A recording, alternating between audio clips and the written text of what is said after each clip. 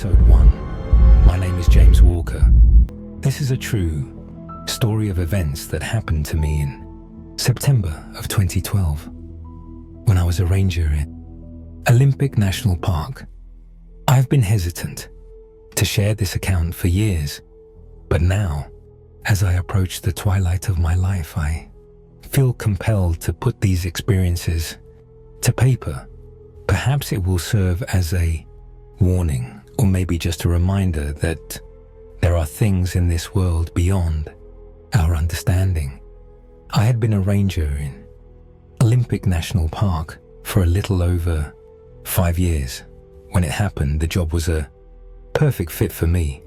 I led the rainforests, the remoteness, the feeling that I'd stepped into another world entirely, but there's remote and then there's the deep.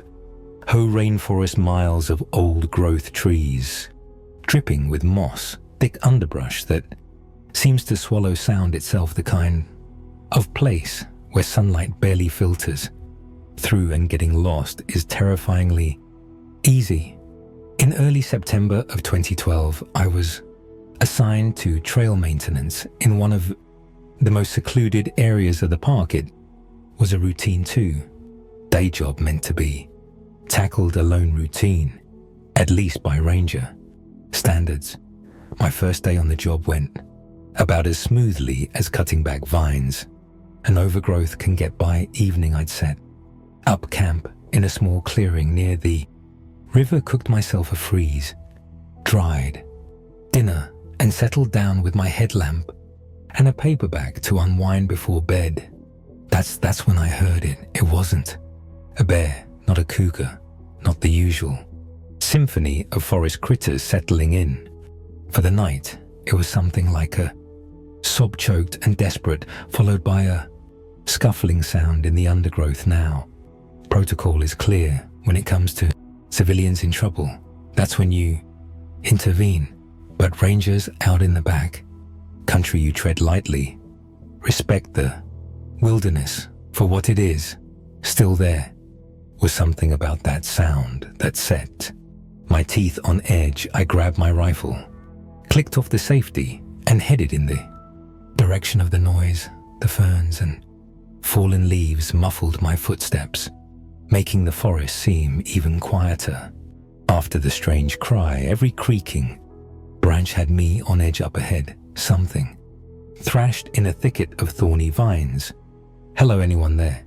I called out, my voice hoarse in the quiet. No answer came, just an odd rustling sound, followed by a flash of movement deeper in the darkness. I took a cautious step forward, my finger resting lightly on the trigger of my rifle. And that's when the thing pounced. It knocked me clean off my feet. A blur of siny limbs and foul-smelling fur. I hit the wet ground with a grunt, my rifle skidding away into the underbrush. I got a glimpse of clawed hands too long for a bear, and rows of teeth, pointed and yellow. But all I really remember are the eyes, big, amber, and burning with a hate that felt, well, not just animal. It let out a blood-curdling screech and lunged for my throat. I rolled away, fumbling desperately in the damp leaves for my rifle. I found it twisted as much as I dared with the thing so close, and took a shot more out of instinct than anything else. The thing recoiled with a howl, a spray of blood marking the tree behind it. But it wasn't down. It circled me, panting heavily, its eyes locked on me like prey. That's when I saw it clearly. Too skinny to be a bear, yet strong enough to have taken a grown man down. Skin stretched over prominent ribs, patchy in places, and modeled a sickly brown. The head was almost dog-like, but elongated and filled with far too many teeth. It stalked me like a predator, but there was more there, an intelligence that set my teeth on edge. I fired again. It flinched, then scrambled further into the undergrowth, vanishing in seconds amidst the shadows of the trees, shaking. I got to my feet, my heart pounding like a war drum. I had to get out of there. Radioing in to report the incident was met with predictable skepticism. It took 3 days, a team of rangers armed to the teeth, and an awful lot of blood splatter on the forest floor before they believed what I saw out there. They never found. The creature said it must have been a sick bear or maybe a coyote with mange playing mind games with me. I transferred shortly after that, took a desk job up in Seattle. I haven't even liked going on hikes lately, the trees closing in too tight, but every now and then at night, when the city noise subsides, I swear I hear that screech again, and then I see those eyes glowing in the darkness just beyond my window. It's been over a decade since that night in Olympic National Park, but the memory hasn't faded. If anything, it's grown sharper, more insistent. I've tried to rationalize it, to explain it away as the product of fear and isolation. But deep down, I know what I saw was real. I'm not the only one with a story like this. Over the years, I've heard whispers, fragments of similar encounters from other rangers, hikers, and backwoods folk. They don't talk about it openly. Who would believe them? But in quiet corners of bars around dying campfires, the stories come out.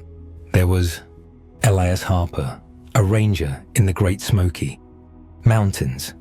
His story reached me through the grapevine, passed along by a mutual friend who knew we'd both seen something. Elias's encounter happened in October of 2016, 4 years after mine. The details were different, but the core of it, the otherworldly menace, the primal fear, that was the same. Elias told it like this: I'm a national park ranger working in the Great Smoky Mountains, love the views up here, but man, these woods go on forever, and half the time you can't see 10 feet through the fog. Perfect recipe for folks getting themselves lost. Got the call about it. Episode 2. Missing hiker around dusk, young guy, early 20s, on a solo trip last.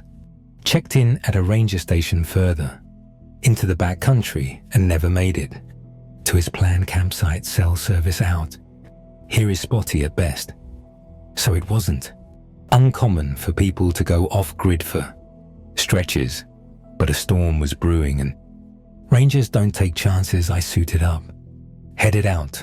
The trail wound through thick forest, dripping with mist and shadowed by ancient trees. Rain began to fall. A cold, insistent drizzle found his discarded pack a few miles in. It was torn open, gear scattered like he dumped it in a panic. I knelt by a shredded energy bar wrapper, frown deepening.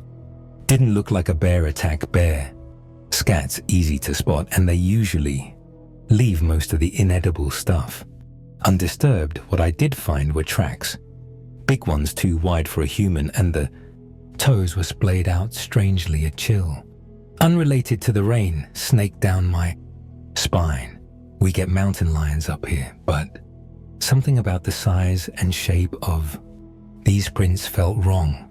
Followed those tracks deep into the woods. The rain picked up, washing away any clearer trace, but I knew I was on the right path. Panic gwid at my gut. If it was a big cat, the weather would flush it out into the open. Same as the hiker. We were both in danger. Only I had a radio and a rifle. The forest floor sloped downwards, leading towards a shadowy ravine. As I got closer, the smell hit me, blood and wet fur, mixing with that same rotten chemical stink that had been haunting my nightmares ever since. Well, that's a whole other mess. But trust me, once you smell that, you don't ever forget it. The ravines snaked through the trees, and I moved silently along the high ground, tracking whatever had made those prints. Then ahead of me, movement, a flicker of something pale and unnaturally large.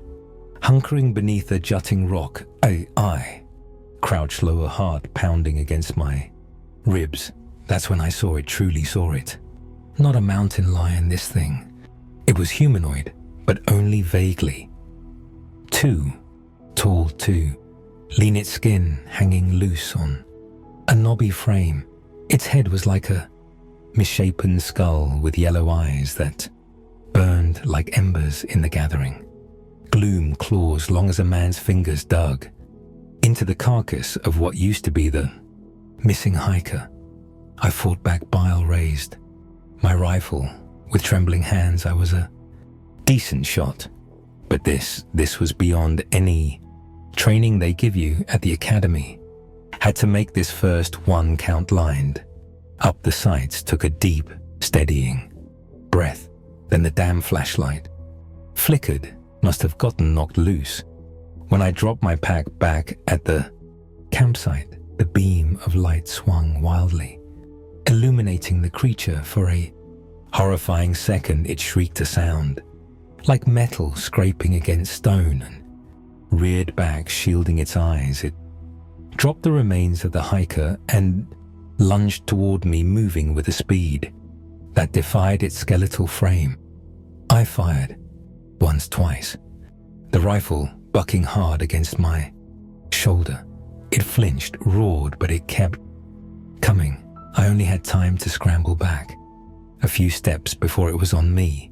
A force, like a runaway truck, slammed into my chest, sending me sprawling backward. I hit the earth-hard rifle flying from my grasp. The creature loomed above me, its fetid breath washing over my face. I fumbled for my backup pistol fingers.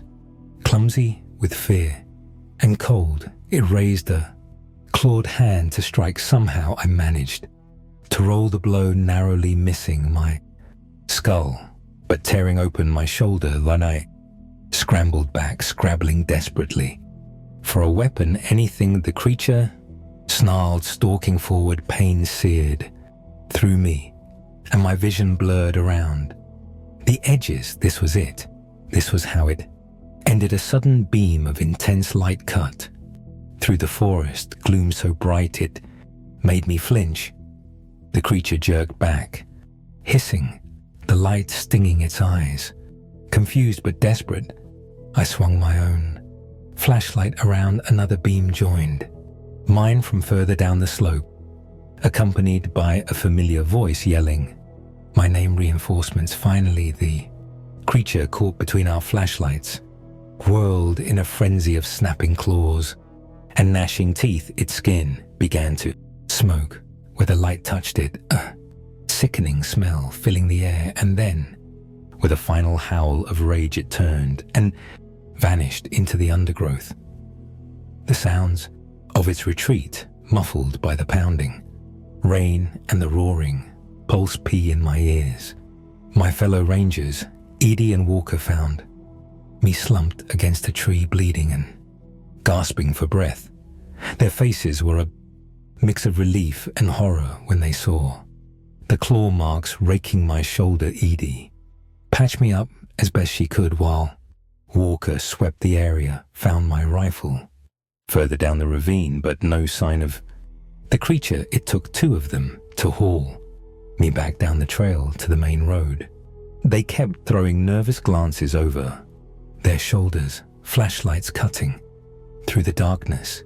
Every rustle of branches, every echoing hoot of an owl made us jumpy. It wasn't until the flashing lights of the ambulance came into view that I began to relax the death grip I had on my pistol. At the hospital, they stitched me up, ran every test imaginable, and then came the questions. Park Service, local cops, they all wanted details. I stumbled through a description of the creature, doing my best to stick to the facts, avoid sounding like a lunatic seeing monsters. They exchanged uneasy looks. I could read it in their eyes. They didn't fully Believe me, word must have leaked because, soon enough, the reporters descended. Questions about the missing hiker, the animal attack. I stuck to my line.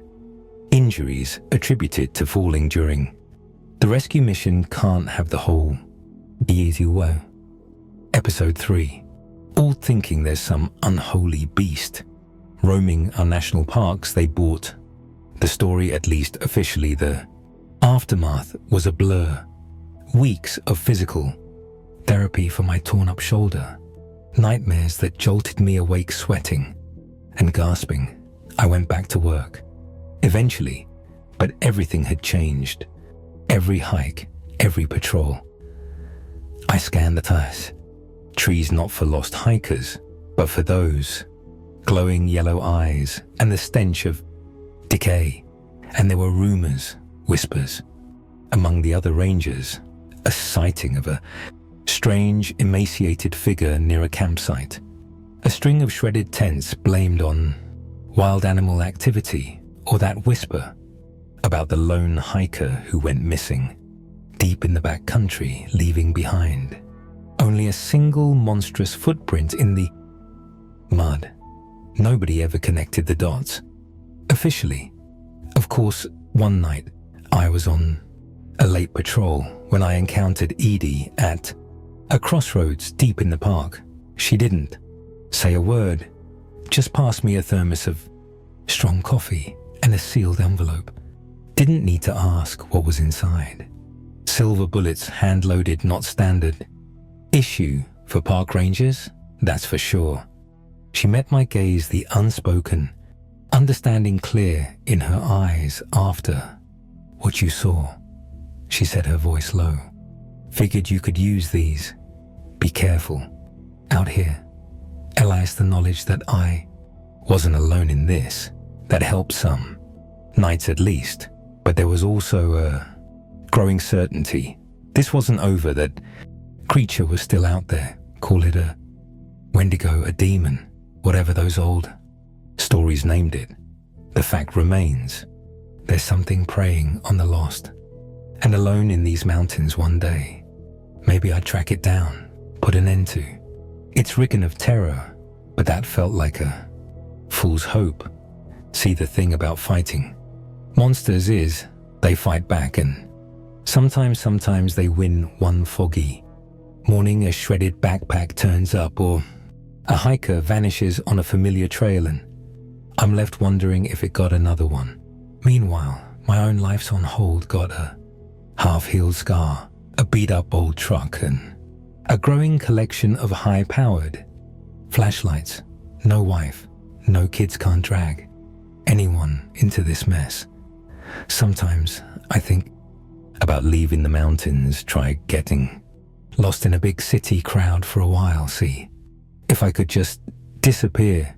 But then I remembered the faces of the missing, the way that young hiker's torn-up gear was strewn across the trail, the look in Ed's eyes when she handed me those bullets, and something stubborn and stupid inside me digs in, so I keep my gear ready, rifle cleaned and an extra flashlight within reach at all times. Every time I drive along the park roads, every time I head into the woods, the weight of a responsibility settles heavy on my shoulders. Feels less like a job now and more like a war most folks don't even know is happening. And out there, under the old trees and shrouded in the mountain fog, it waits the creature with the glowing eyes and the unending hunger, waits for the next lost hiker, the next overconfident camper,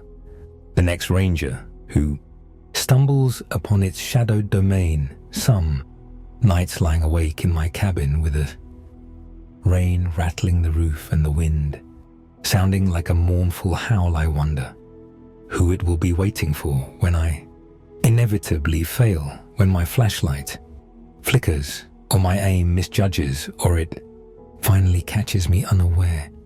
And who, if anyone, will take up the fight when I'm gone. Maybe someday this story will get told after it's too late for me. Maybe Some younger Ranger Green and brave and foolish like I used to be will find this account. If that's you, whoever you are, well, good luck, kid. You'll need it. Because trust me, the monsters are real. The battle will never end. And if the shadows in the woods seem a little deeper, those glowing eyes in the distance a little brighter, the rustle of leaves a little closer, well, best keep your wit sharp and your flashlight ready. You might just be the next line of defense against the things unseen as I, James Walker, sit here in my Seattle apartment, looking out at the city lights that never quite banish the darkness. I can't help but feel a connection to Elias and all the others who face the unknown in the wilderness. Our stories may differ in the details, but the core truth remains the same. There are things out there, things beyond our understanding, and they're hungry. I've often wondered if I should have stayed, should have fought like Elias did, but fear got the better of me. I ran from the forest, from the responsibility. Yet even here, surrounded by concrete and steels, can't escape the memory of those eyes, that unholy scree. I've often wondered if I should have stayed, should have fought, like Elias did, but fear got the better of me. I ran from the forests, from the responsibility. Yet even here, surrounded by concrete and steel, I can't escape the memory of those eyes, that unholy screech. Sometimes, on particularly dark nights, I find myself reaching for a flashlight, peering out into the city shadows, because deep down I know the truth that Elias and others like him face every day. The monsters are real, and they're not confined to the wilderness. They're out.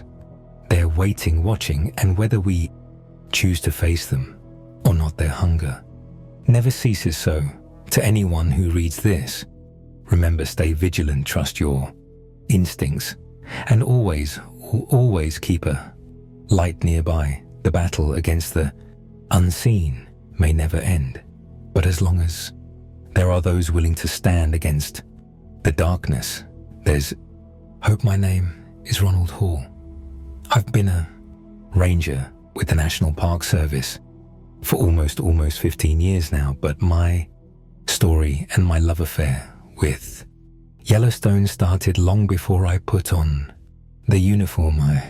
Episode 4, grew up in a small town in Montana, just north of Yellowstone. As a kid, the park was my playground, my classroom, and my first love. I can still remember the first time my dad took me to see Old Faithful.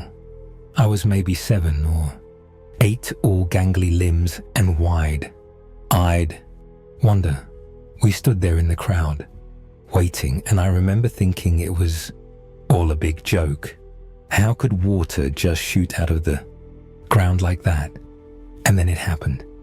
The geyser erupted, a towering column of steam and water that seemed to touch the sky. I was struck in that moment. I knew that Yellowstone was something special, something magical. As I grew older, my fascination with the park only deepened.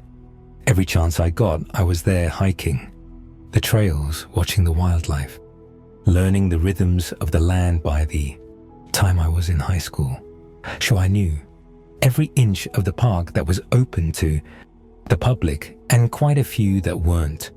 I went away to college, studied environmental science, always with the goal of coming back to Yellowstone, but life has a way of taking unexpected turns. I ended up in the corporate world, working for a big energy company. Good money, but it never sat right with me. Every time I had to write a report justifying some new drilling project, I felt like I was betraying that wide-eyed kid who'd fallen in love with Old Faithful. It took me 30 years to find my way back, 30 years of boardrooms and balance sheets, of feeling more and more disconnected from the natural world I loved when I finally quit my wife. Thought I was having a midlife crisis. Maybe I was. All I knew was that I needed to get back to Yellowstone. I applied to the National Park Service the day after I quit my job. I was 57 years old, competing against kids fresh out of college, but I had something they didn't, a lifetime of love for the park and a determination to protect it. To my surprise, they hired me. I like to think it was my qualifications, but sometimes I wonder if they just needed someone who could afford to work for government. Wages those first few years as a ranger were like coming home every day. I'd put on that uniform, pin on that badge, and feel a sense of pride I'd never known. In all my years in the corporate world, I was where I belonged, doing what I was meant to do. But Yellowstone, for all its beauty, isn't always a gentle place. It's a land of extremes, boiling hot springs and freezing winters, peaceful meadows, and violent volcanic activity. And as I was about to learn, it held secrets far darker and more terrifying than I could have imagined. It was the fall of 2016 when things started to change. I'd been a ranger for about 12 years by then, mostly doing backcountry work, Tira Trail, maintenance, wildlife surveys, the occasional search and rescue when some unprepared tourist decided to go off trail and got themselves lost. October in Yellowstone is a special time, the summer. Crowds have gone, leaving the park to those of us who call it home year-round. The air gets crisp, carrying the scent of pine and wood, smoke, the aspens turn a brilliant gold, standing out against the deep green of the pines like nature's own work of art. I was out on the valley trail doing some routine maintenance. It had been a busy summer, and the trail was showing the wear and tear of thousands of boots. I was hauling fallen timber, clearing the path, enjoying the quiet. That's one of the things I love most about the backcountry. The silence, not complete silence, mind you. There's always something, if you listen close enough. The whisper of wind through the trees, the distant call of an elk, the scurrying of small creatures in the underbrush, but it's a different kind of quiet than you get in the city. It's a living quiet, if that makes any sense. I'd been working for a few hours when I smelled it. At first, I thought it was just the usual forest smell, decaying leaves, damp earth. But there was something else underneath, something wrong. It was a sickly sweet smell, like meat left out in the sun too long. So I followed the smell, my heart starting to race in the back of my mind. I was thinking it was probably just a dead animal, maybe a deer or an elk that had been taken down by a predator. But as I got closer, that rational part of my brain started to quiet down, replaced by a growing sense of dread. I found him in a small clearing near a stand of aspens, what was left of him anyway. The body was, well, it's hard to describe without turning your stomach. The clothes were in shreds, barely recognizable as clothing at all. What the scavengers hadn't gotten to was twist and mangled in a way that made my blood run cold now. I've seen my share of animal attacks over the years. Bears, mountain lions, even the occasional wolf. This wasn't like any of those. The bones were good on shore, but the marks were all wrong, too precise in some places, too savage in others. And the way the body was positioned, it was like whatever had done this had been playing with its food. I radioed it in trying to keep my voice steady. I expected they'd send out a wildlife biologist, maybe one of the bear management team. What I didn't expect was the response I got.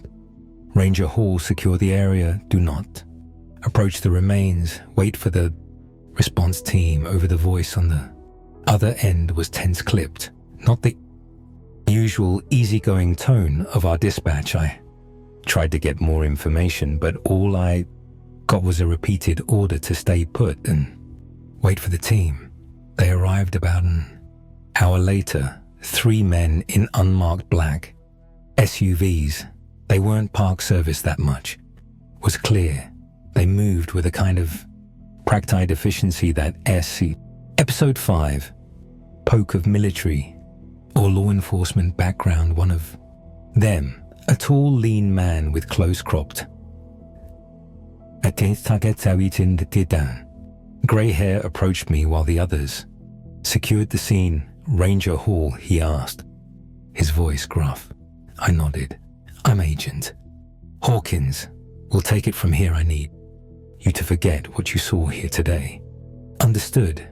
I started to protest. This was my park after all. I had a right to know what was going on, but something in Hawkins's eyes stopped me. There was a hardness there, yes, but also something else. Fear, surely not. What could make a man like that afraid? Understood, I said, the word tasting bitter in my mouth as I turned to leave. Hawkins called out to me, Ranger Hall, keep your eyes open out there, and if you see anything unusual, you call it in immediately. Do not engage. Do you understand? I nodded again, a chill running down my spine that had nothing to do with the autumn air. As I made my way back to my patrol vehicle, I couldn't shake the feeling that something had changed the forest, which had always been a place of wonder and beauty to me, suddenly felt oppressive, threatening. Every shadow seemed to hide some nameless threat, every rustle in the undergrowth of potential danger. I didn't sleep well that night, or for many nights after. In my dreams, I saw those mangled remains, heard the crunch of bones, smelled that sickly, sweet odor, and always, there was a presence in the darkness, watching, waiting. Little did I know this was just the beginning. The true horrors that Yellowstone held were yet to reveal themselves in the days following the discovery. An uneasy quiet settled over the ranger station. It was as if everyone was holding their breath, waiting for the other shoe to drop. The official story was that the body I'd found was the result of a bear attack, but none of us who worked the back country were buying it. Jenna, my usual patrol partner, cornered me in the break room about a week after the incident. She was a tough cookie. Jenna, ours. 'Cause military, been with the Park Service for over a decade, not the type to scare easy, Ron. She said, her voice low. What really happened out there? I glanced around, making sure we were alone. I told you, Jim, bear attack. She snored clearly. Not buying it. Cut the crap, Ron. I've seen bear attacks. That report you filed, that wasn't no bear. I sigh, feeling the weight of the secret pressing down on me. I don't know what it was, Jen, but you're right. It wasn't a bear. I told her everything, the strange marks on the bones, the way the body had been arranged, the men in black SUVs. As I spoke, I watched the color drain from her face. Jesus, Ron, she whispered when I'd finished. What the hell is going on in this park? I shook my head. I don't know, but I've got a feeling we're going to find out, whether we want to or not. Over the next few weeks, the whispers grew. Other rangers reported strange sightings, unusual tracks that didn't match any known animal, eerie howls in the night that sent chills down the spines of even the most experienced backcountry guides. and always that lingering sense of being watched. The tourists, of course, noticed nothing. They continued to flood into the park, oohing and eyeing over old, faithful snapping pictures of bison and elk, blissfully unaware of the darkness that seemed to be gathering at the edges of their vision. But we knew, we rangers, we could feel it. Something had changed. In Yellowstone, the land itself seemed to be holding its breath, waiting. It was about 3 weeks after I'd found the body that I had my first real encounter with whatever it was that was stalking our park. I was out on a routine patrol, checking some of the more remote campsites. It was late afternoon, that golden hour when the sun hangs low in the sky, painting everything in warm, rich colors. I just finished inspecting a campsite and was heading back to my vehicle when I heard it. At first, I thought it was just the wind, a low, moaning sound that seemed to come from everywhere and nowhere at once. But as I listened, it changed, became more focused, more intentional. It was coming from a thick stand of pines off to my left. I stood there, frozen, my hand on my sidearm. Every instinct I had was screaming at me to run, to get the hell out of there, but I was a ranger. This was my park, my responsibility. Slowly, carefully, I moved towards the sound the moaning had stopped, replaced by a heavy, wet breathing. As I got closer, I caught a whiff of that same sickly sweet smell I'd encountered at the scene of the body. I was about 10 feet from the tree line when I saw it, just for a second, a fleeting glimpse through the branches, her shape, massive and dark, moving with a fluidity that seemed impossible for its size and eyes. God, those eyes, yellow and glowing, filled with an intelligence that was anything but animal. For a moment, those eyes locked with mine, and I felt a terror so profound it rooted me to the spot. This wasn't just an animal. This was something else, something that didn't belong in this world. And then it was gone. The shape melted back into the shadows, leaving nothing but the rustling of branches and that lingering awful smell. I don't remember much about the trip back to my vehicle. I drove back to the ranger station in a daze, my hands shaking on the steering wheel. When I got there, I sat in the parking lot for a long time, trying to make sense of what I'd seen. Part of me wanted to report it, to tell someone, anyone, about what was out there in our woods. But another part, a part that was growing stronger by the day, knew that doing so would be useless. Whatever this thing was, it was episode 6, beyond our usual protocols, beyond our understanding. As I finally got out of my vehicle and headed into the station, I caught sight of my reflection in the window. I looked older, somehow worn, and in my eyes I saw something I'd never seen before: fear. Little did I know this was just the beginning. The true test of our courage and of the very fabric of reality as we knew it was yet to come. As autumn deepened into winter, the atmosphere in Yellowstone grew increasingly tense. The tourist season was winding down, leaving the park to those of us who called it home year round. But unlike previous years when the quiet months were a welcome respite, this winter brought with it a sense of foreboding. More sightings were reported, strange tracks in the snow that didn't match any known animal, eerie howls that echoed through the valleys, setting the wolves to answering with their own mournful cries, and always that sense of being watched. The higher-ups tried to keep a lid on things. Official reports spoke of unusually active wildlife, of natural phenomena that were under investigation.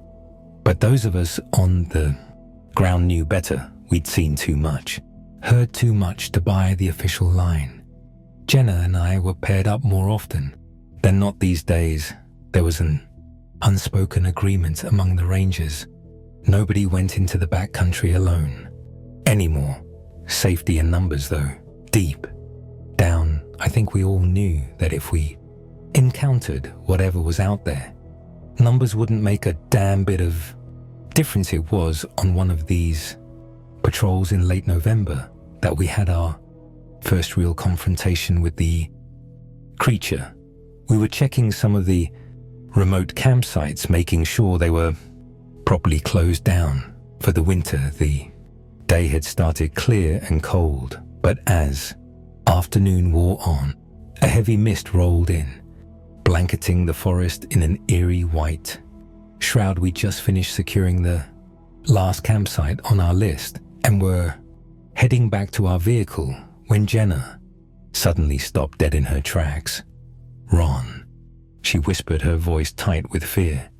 "Do you hear that?" I strained my ears, at first hearing nothing but the soft patter of mist on leaves, but then I caught it, a low rumbling sound, almost like a growl, but deeper, more wrong. Somehow it seemed to be coming from all around us, as if the very forest itself was growling. We stood back to back, our rifles ready, scanning the mist-shrouded trees. The growling grew louder, closer. I could feel Jenna trembling against my back, or maybe it was me who was shaking.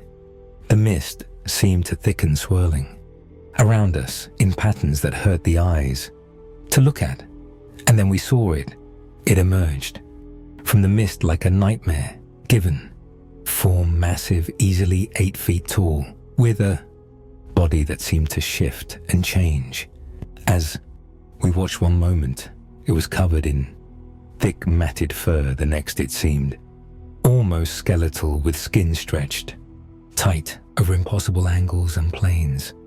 But it was the face that haunted me, that face that wasn't a face at all, but a twisted parody of one eyes that glowed with an unholy yellow light, a mouth that was too wide, filled with teeth that were too sharp, too numerous for a moment that stretched into eternity. We stood there, frozen. The creature regarded us with those burning eyes, and I felt the weight of an intelligence that was utterly alien, utterly hostile to everything we were. Then Jenna fired. The sound of the rifle was deafening in the mist, muffled forest.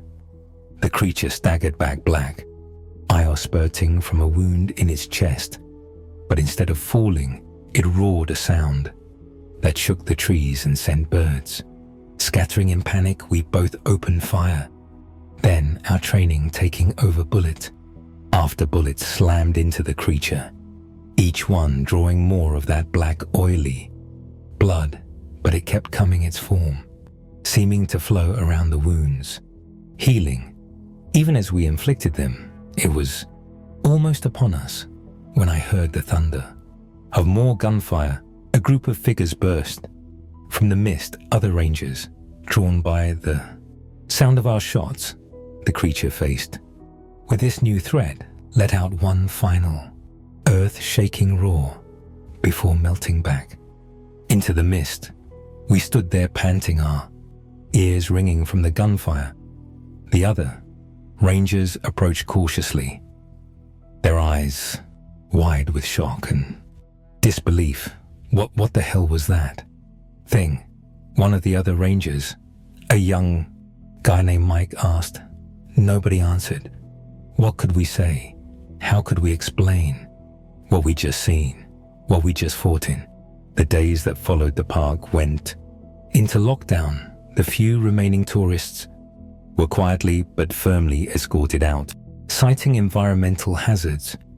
We rangers were sworn to secrecy, told to report any and all sightings directly to a special task force that had been brought in. The task force, led by the same Agent Hawkins, I'd met before set up a command center in one of the old lodges they brought in.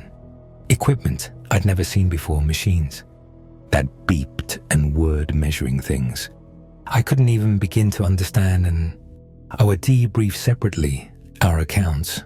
Recorded and analyzed, I could tell they were looking for inconsistencies, for signs that we might be exaggerating or imagining things.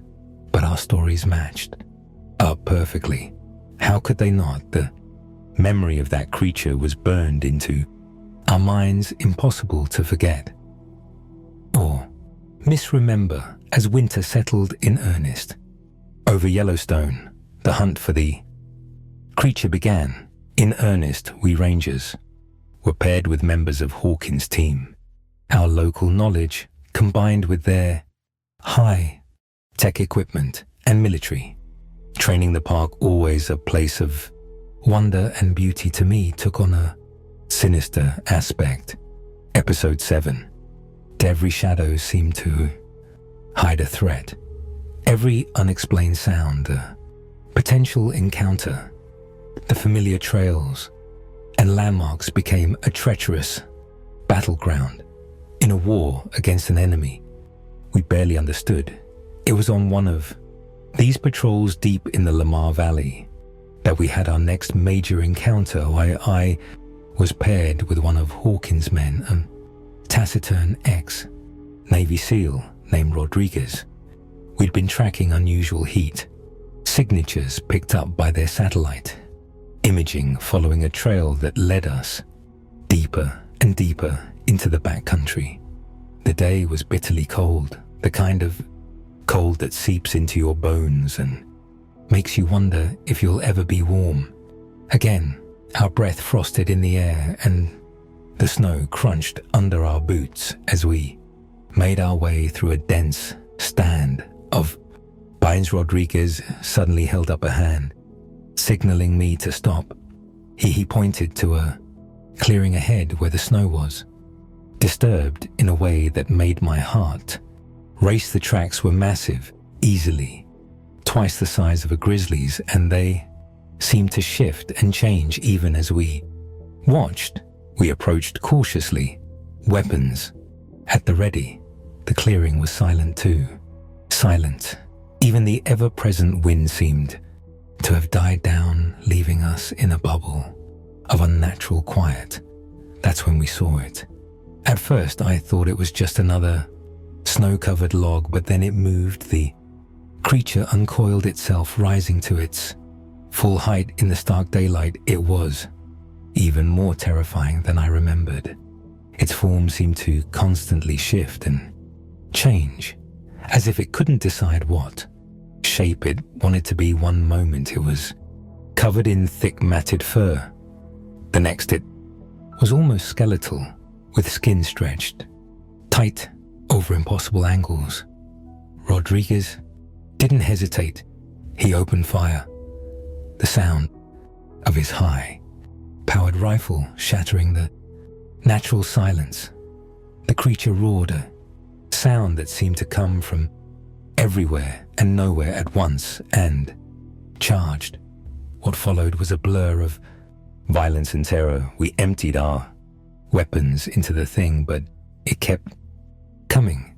I saw Rodriguez go down, swatted aside like a rag doll by one massive clawed hand. Then it was on me. The stench of it was overwhelming, a mix of rotting meat and something older, more alien. Its face, if you could call it, that was inches from mine. Those glowing yellow eyes bored into me, and I felt the weight of an intelligence that was utterly inhuman, utterly malevolent. I thought I was dead. I knew I was dead, but then just as the creature's jaws were about to close on my throat, something extraordinary happened. The air itself seemed to tear open. There was a sound like reality breaking and a blinding light that seared my eyes even through closed lids. When I could see, again the creature was gone in its place was nothing, a void in the shape of the creature, as if it had been cut out of the world. Rodriguez and I were airlifted out, both of us in shock. The official report said we'd had a close encounter with a bear, but we knew better.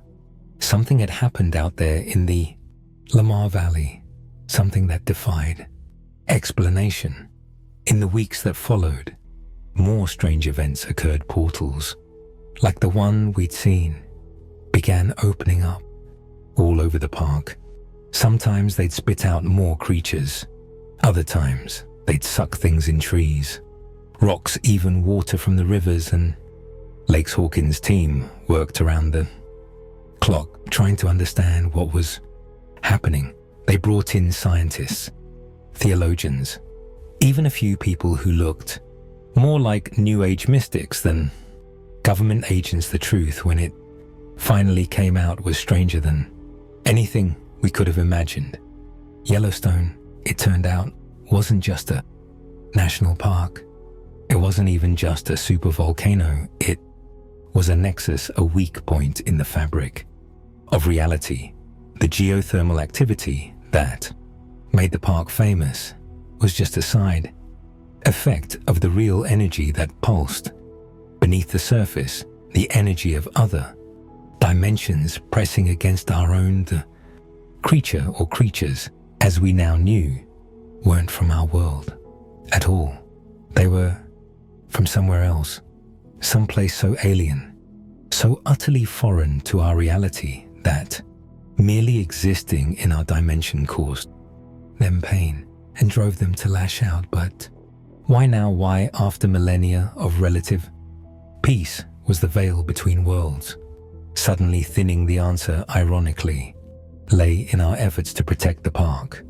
The changing climate, the careful management of wildlife populations, even our efforts to prevent wildfires, all of it had upset a delicate balance. We'd been so focused on preserving the Yellowstone, we could see that we'd inadvertently weakened the barriers holding back the Yellowstone. We couldn't see the knowledge of what we were really dealing with. Didn't make our job any easier. If anything, it made it harder. How do you fight something that by its very nature doesn't fully exist in your reality? But fight we did. Rangers and special forces, scientists and shamans, all working together in a desperate bid to close the rifts and drive the creatures back to their own dimension. It came to a head on a cold, clear night in February. The largest rift yet had opened near Old Faithful, a gaping wound in reality that pulsed with otherworldly light. Creatures poured through more than we'd ever seen before. I was there, along with Jenna Hawkins, and what felt like every able-bodied person left in the park. We had weapons blessed by priests, co-ed in mixtures concocted by scientists, imbued with energies by the New Age mystics, whether by faith, science, or sheer desperate belief. They worked. The battle was like nothing I'd ever experienced. Reality itself seemed to warp and bend around us. I saw episode 8, things, that night that my mind still shies away from, horrors that defy description, but we held the line inch by bloody inch. We drove them back. And then just when it seemed we might be overwhelmed, Old Faithful erupted. But it wasn't water that shot into the sky. It was light, pure and blinding. The geyser had always been a gateway, we realized, not just to the geothermal wonders beneath the park, but to the very energy of our world. The light engulfed everything. I heard the creatures shriek, their cries fading as they were driven back through the rift. And then, with a sound like 1,000 thunderclaps, the rift slammed shut in. The aftermath, as we tended to our wounded and tried to make sense of what had happened. I looked out over the park, Steam rose from the ground. The trees stood silent under their blanket of snow, and in the distance, a herd of bison grazed peacefully as if nothing had happened. Yellowstone had protected itself. I realized it had used all of us as instruments to restore the balance. We hadn't saved the park had saved itself. Years have passed since that night.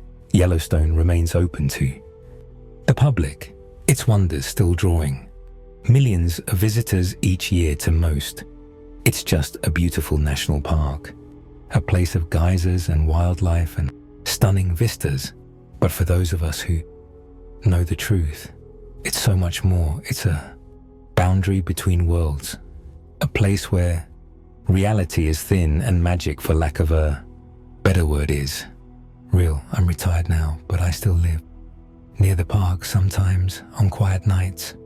I drive up to one of the overlooks and just sit watching the land I've come to know so well. And sometimes, if the light is just right, I think I can see something, a shimmer in the air, a hint of other worlds pressing close. Yellowstone keeps its secrets well, but for those who know where to look, who know how to listen, the truth is there in the roar of the geysers, in the cry of the wolves, in the very land itself. This park, this wonderland, this nexus of realities. It's more than just a place. It's alive, it's aware, and it's watching. So if you visit Yellowstone, enjoy its beauty, marvel at its wonders. But remember, you're not just in a national park, you're standing on the border between worlds, and sometimes, just sometimes, the border looks back. My name is Donald Taylor. The events I'm about to recount happened just a few weeks ago, but they've left an indelible mark on my life. I've been a park ranger for the past 15 years in a small, largely forgotten national park tucked away in the northwest corner of the United States. It's a place of rugged beauty where towering evergreens stand sentinel over rushing streams and hidden valleys. Before I found my calling in the park service, I spent a few years in the Marines. Those years shaped me in ways I'm still discovering, instilling a sense of discipline and respect for nature that serves me well in my current role. When I got out of the service, I knew I wanted a job that would keep me outdoors, somewhere quiet and peaceful most days. That's exactly what I get. But not every day. Our park isn't one of the big names that draw millions of visitors each year. We're smaller, more intimate, the kind of place where you can still find true solitude if you're willing to venture off the beaten path. It's a haven for hikers, bird watchers, and those seeking to reconnect with nature. We don't get the crowds, and that suits me just fine. My partner in this endeavor is Earl, a man, old-timer who's been with the park service for decades. Earl's the kind of guy who seems to have a story for every tree in the forest. He's got a gruff exterior, but a heart of gold and a laugh. That sounds like an old engine trying to turn over. We make a good team, Earl and I. He knows the history of the park like the back of his hand, and I bring the energy to keep up with the more adventurous visitors. It was late in the fall. When it happened, the tourists had dwindled down to a trickle, as they always do when the weather turns crisp and the leaves start to fall most days. It was just me, Earl, and the occasional hardy hiker braving the cooling temperatures. I remember that morning. Clearly the air was sharp with the scent of pine and decaying leaves. A light mist hung in the valleys, giving the whole forest an ethereal quality. I was out on my usual patrol, checking the more remote areas of the park. There's this trail, Green River Trail, that doesn't see much use. Even in the peak season, it winds through some of the densest forest in the park, climbing steadily into the hills before eventually reaching a small, crystal clear lake. It's a beautiful hike, but it's not for the faint of heart. The trail is rough in places with steep inclines and a few tricky creek crossings. It's the kind of trail that only the more experienced and adventurous hikers tackle. I'd hiked it many times over the years in all kinds of weather, but that day felt different. Somehow there was a stillness in the air, a tension that I couldn't quite put my finger on. I'd been on the trail for about an hour when my radio crackled to life. It was Earl, his voice, uncharacteristically serious. "Braden, you out by Green River?" he asked. "Yeah, what's up?" I replied, already sensed that something was amiss. "Got a report of a missing person hiker by the name of Dylan Knox. His girlfriend says he didn't come back last night. Think you could check it out?" I sighed, a mix of concern and resignation. Missing persons aren't common in our park, but they do happen. Usually, it's a case of someone getting lost or misjudging how long their Episode 9 hike would take, but overnight, that was more serious. "Yeah, I'm on it," I responded, already quickening my pace as I continued up the trail. My senses were on high alert. I scanned the surrounding forest, looking for any sign of disturbance, any clue that might lead me to Dylan Knox. The forest seemed to close in around me, the trees looming larger, their shadows deeper. It was about an hour into my search when I saw the first sign that something was off. There was a jacket hanging from a branch just off the trail. It was a red windbreaker, definitely out of place in the muted browns and green of the forest. I approached it carefully, my heart rate picking up. "Earl," I called into my radio. "I found a jacket, red windbreaker. Doesn't look like it's been here long." "Roger." That Earl's voice crackled back. "Any sign of our missing hiker?" "Not yet," I replied, "but I'm going to keep looking." I carefully removed the jacket from the branch, checking for any identification or clues. There was nothing, but the jacket was damp with dew, suggesting it had been there overnight. Folded it carefully and tucked it into my pack before continuing up the trail. The further I went, the more uneasy felt the forest. Usually a place of comfort for me seemed menacing. Every rustle of leaves, every snapping twig set my nerves on edge. I tried to shake off the feeling, focusing instead on the task at hand. It was another half hour before I found the next clue. This time it was a backpack tossed haphazard inside the trail. It looked like it had been discarded in a hurry. My hands were shaking slightly as I approached it, a sense of dread building in my gut. I knelt beside the pack, unzipping it carefully. Inside, I found some snacks, a water bottle, and a map of the park. There was also a wallet. With a growing sense of unease, I opened it to find Dylan Knox's driver's license staring back at me. "Earl," I called into the radio again, my voice tense. "I found his pack ID. Confirms it belongs to Dylan Knox. Still no sign of him." "All right, Braden," Earl replied, his voice grim. "I'm going to call in some backup. We might need to organize a full search. In the meantime, keep looking. I'll see if I can get any more information from his girlfriend." I acknowledged and pressed on, moving faster now. The trail was getting steeper, the trees denser. As I rounded a bend, I caught a glimpse of something through the trees that made my blood run uncold. It looked like a person lying motionless on the ground, about 50 yards off the trail. "Dylan," I shouted, breaking into a run. My heart was pounding in my ears as I crashed through the underbrush As I got closer, I realized with a mix of relief and renewed concern that it wasn't Dylan. It was a woman, her clothes, torn and dirty, lying face down on the forest floor. I approached cautiously, calling out to her. There was no response. When I reached her, I could see she was breathing but unconscious. I gently rolled her over, checking for injuries.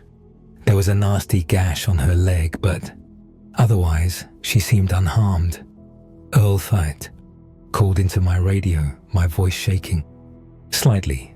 I found a woman. She's hurt, but alive. Looks like she's been out here, while no sign of Dylan. Christ, Earl muttered. All right, Braden, we'll get some medics out there. Can you get her to a clearing where they can reach you? Yeah, I think so, I replied, already assessing the best route back to the trail.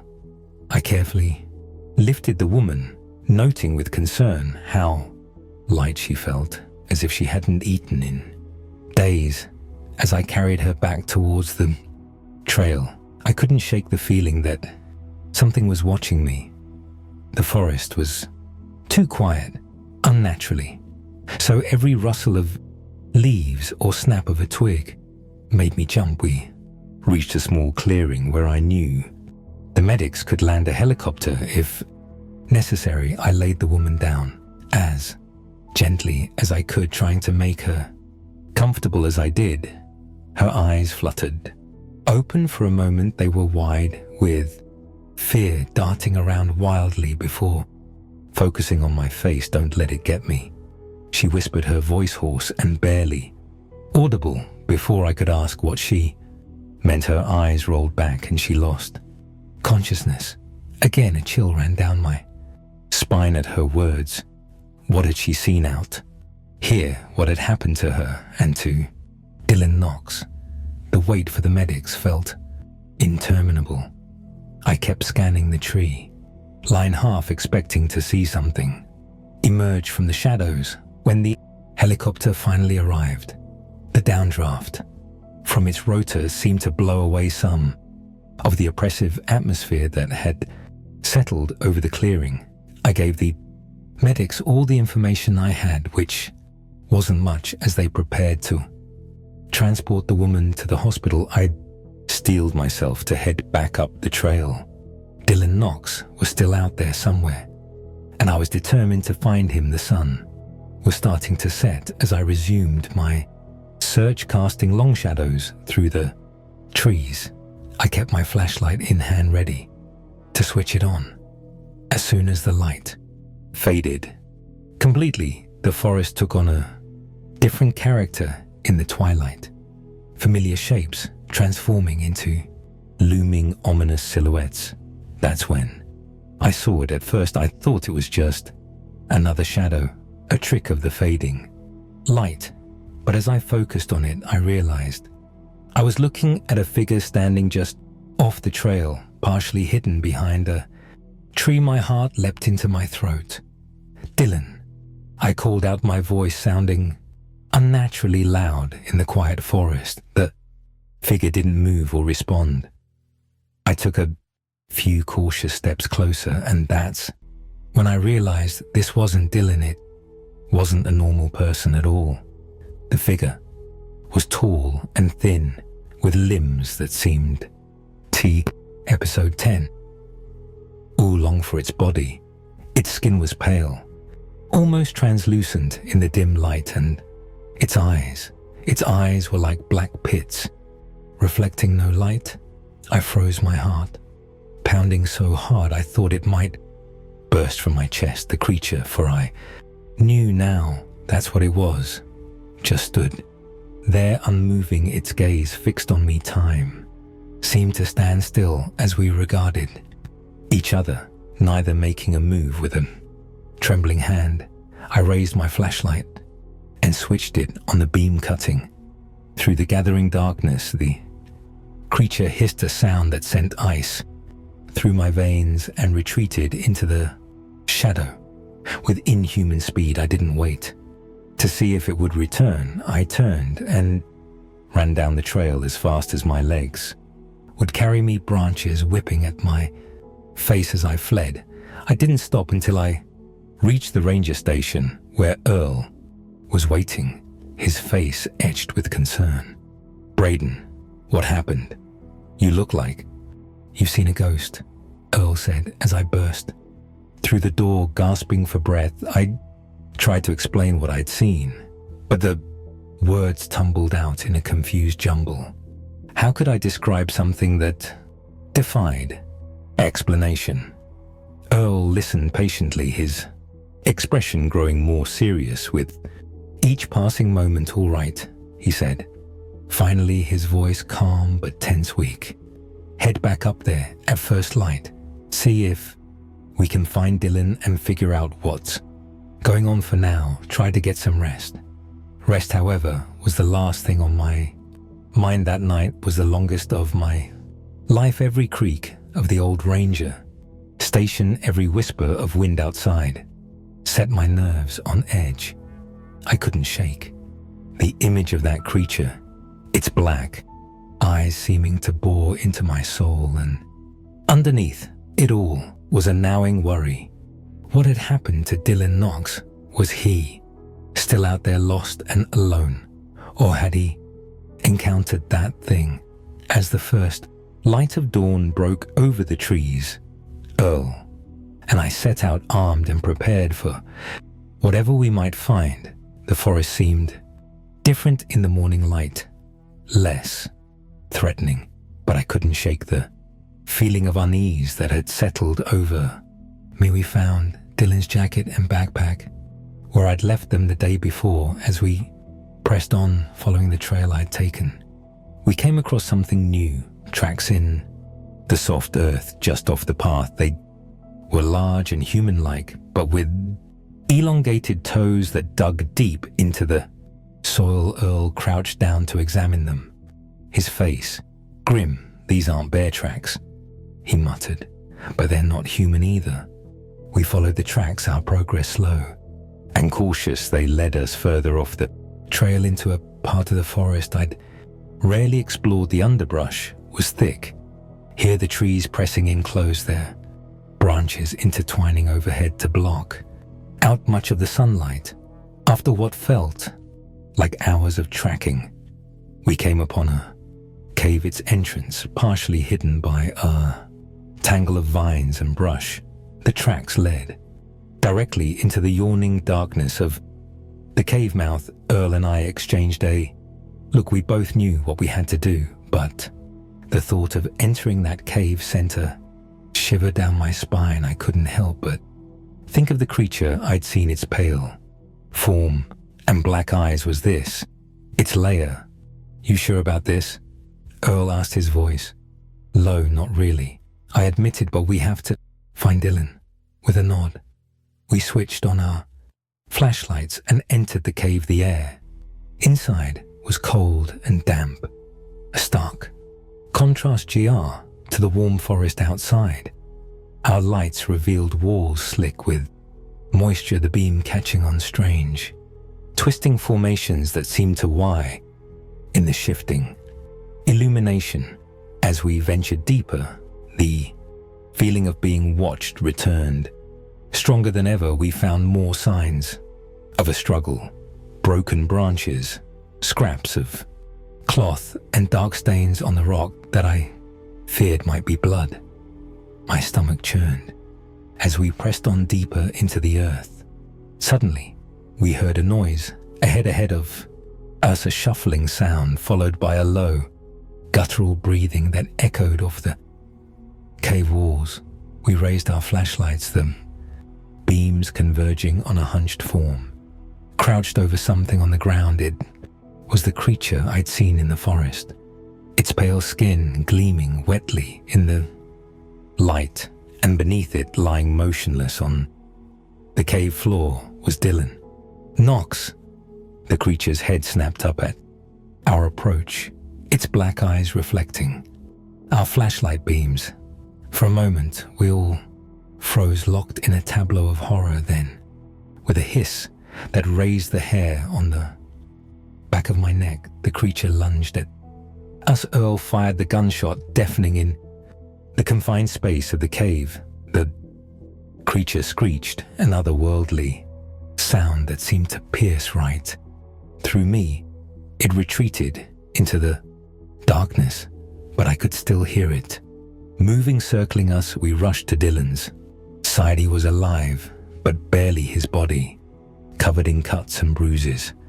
We lifted him between us and started to make our way out of the cave as quickly as we could. The journey back seemed to take an eternity. We could hear the creature following us, its breathing and the occasional scrape of claws on stone, letting us know it was never far behind. Just as we reached the cave entrance, it made one final lunge at us. Earl fired. Again, the muzzle flashed briefly, illuminating the creature's twisted form. It screamed and fell back, giving us the chance we needed to escape into the sunlight. We didn't stop running until we reached the ranger station, where we called for immediate medical assistance for Deanne. As we waited for the helicopter to arrive, Earl and I tried to process what we'd seen. It all seemed too incredible, too horrifying to be real. In the days that followed, we gave our statements to the police, but we both knew they'd never. Episode 11.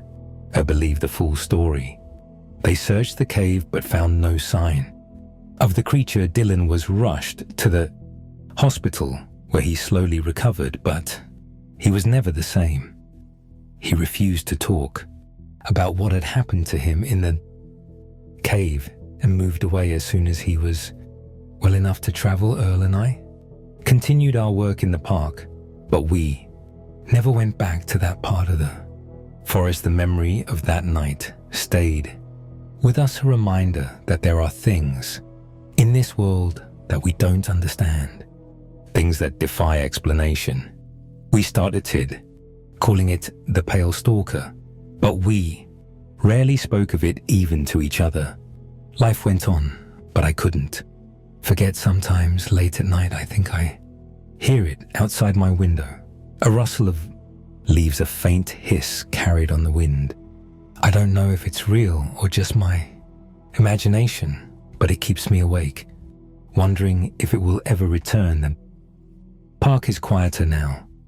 Fewer people come, and those who do don't venture far from the main trails. We don't advertise the Green River Trail anymore. It's still there though, winding through the trees up into the hills where the Pale Stalker waits. I'm telling you this story now because I think people should know there are things out there in the dark, places of the world that we can't explain, things that challenge everything we think we know about reality. I've seen one of them face to face, and that experience has changed me forever. So if you ever find yourself in our little corner of the wilderness, stick to the marked trails, don't venture out alone. And if you hear something moving in the forest at night, something that doesn't sound quite natural, don't investigate. Turn around, head back to safety, and count yourself lucky, because out there, in the shadows of the ancient trees, something is watching, something is waiting, and not everyone who encounters it lives to tell the tale. In the months following our encounter with the Pale Stalker, life in the park took on a surreal quality. The rhythms of my daily routine remained the same: patrolling trails, assisting visitors, maintaining facilities, but everything felt different. The forest, once a source of comfort and wonder, now held an undercurrent of menace. Every shadow seemed to hide potential dangers. Every unexpected sound set my nerves on edge. Earl and I rarely spoke about what we'd seen in that cave. It was as if, by not discussing it, we could somehow make it less real. But I could see the change in him too. His eyes would dart to the tree line more often, his hand never far from his radio. Oh, the easy laughter, that once punctuated his. Stories became rarer, replaced by a watchful silence as winter settled over, the park blanketing the landscape in snow. I found myself hoping that the cold might drive the creature into hibernation or whatever passed for sleep for such a being. But deep down, I knew better whatever the pale stalker was, it wasn't bound by the laws of nature as we understood them. It was about 3 months after our encounter when the first rumors started to circulate.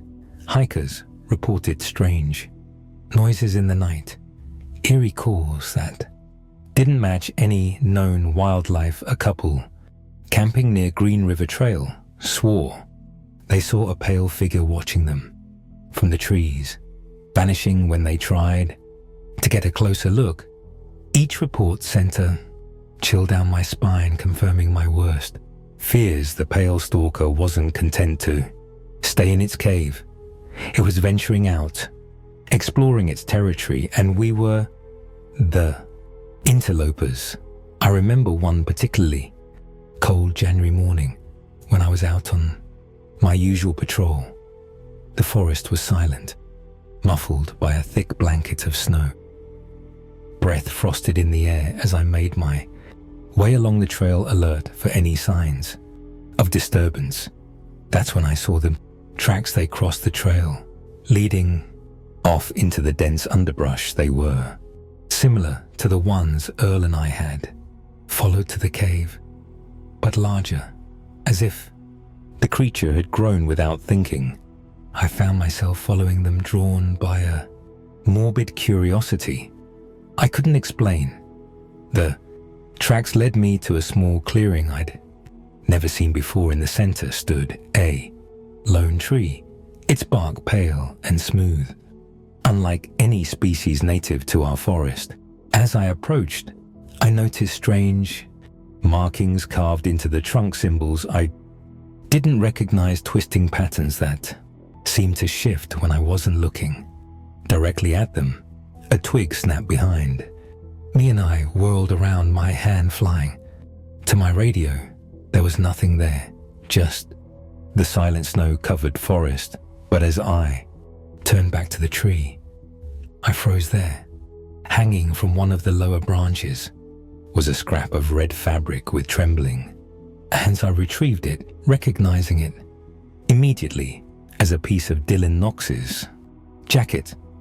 I radioed Earl immediately, my voice shaking as I reported what I'd found. He arrived within the hour, his face grim as he surveyed the scene. We searched the area thoroughly, but found no other signs of the pale stalker or its activities. As we made our way back to the ranger station, Earl finally broke the silence we'd maintained about that night in the cave. We can't ignore this anymore, Braden, he said, his voice low and serious. Whatever that thing is, it's not going away, and I have a feeling it's not done with us. Yet he was right, of course. Over the next few weeks, we threw ourselves into researching the history of the park and the surrounding area, looking for any clues that might help us understand what we were dealing with. We pored over old maps, local legends, and historical accounts, searching for any mention of pale creatures or mysterious disappearances. What we found was Distu, episode 12. Being the area had a long history of unexplained events dating back to the earliest settlers, Native American. Legends spoke of a pale walker that stalked the forests, taking those who wandered too far from their tribes early. Pioneers reported encounters with a creature they described as neither man nor beast, but something in between. Most intriguing was a journal we found in the park's archives, written by a trapper named Jeremiah Hawkins in 1876. Hawkins described finding a cave system deep in the woods, its walls Covered in strange symbols, he wrote of hearing odd noises and feeling watched. Constantly, his final entry scrawled in shaky handwriting read, "It's here. God help me. It's here. And it's hungry." Hawkins was never seen again as spring arrived, bringing with it a new influx of visitors to the park.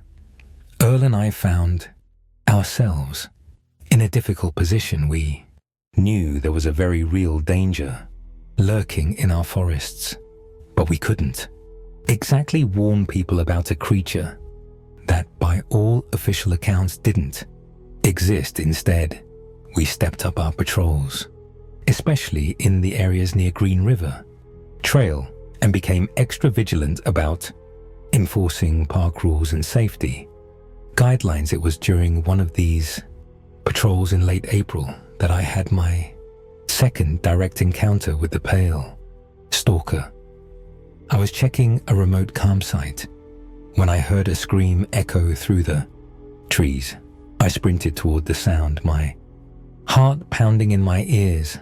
I burst into a small clearing to find a young woman backing away from the tree line, her face pale with terror, and there, half hidden behind a massive pine, was the creature.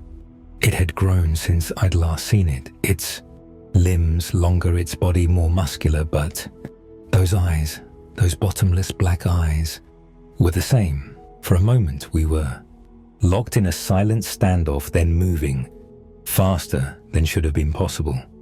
The pale stalker lunged toward the woman.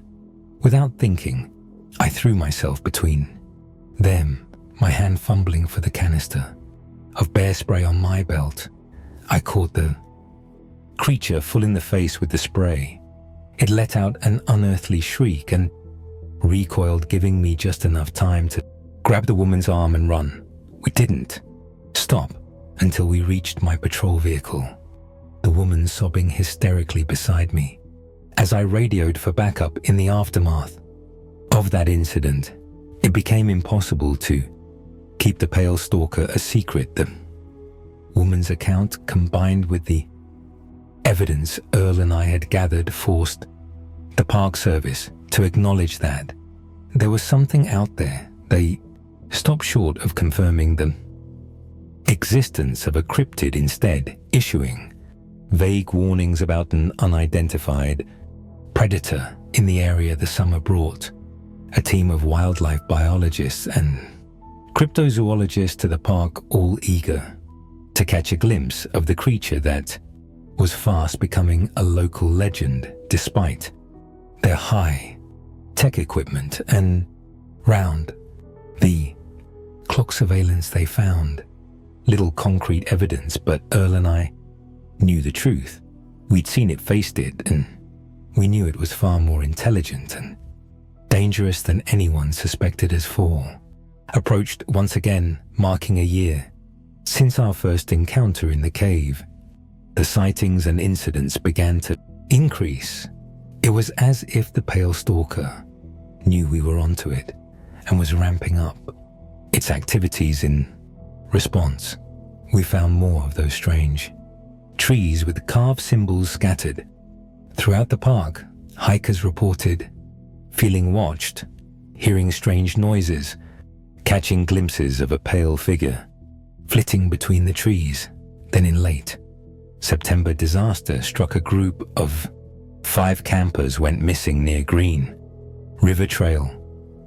The ensuing search was the largest in the park's history, involving park rangers, local law enforcement, and volunteers from nearby towns. For days, we combed the forests, calling out names, checking every cave and crevice. On the 4th day of the search, we found them.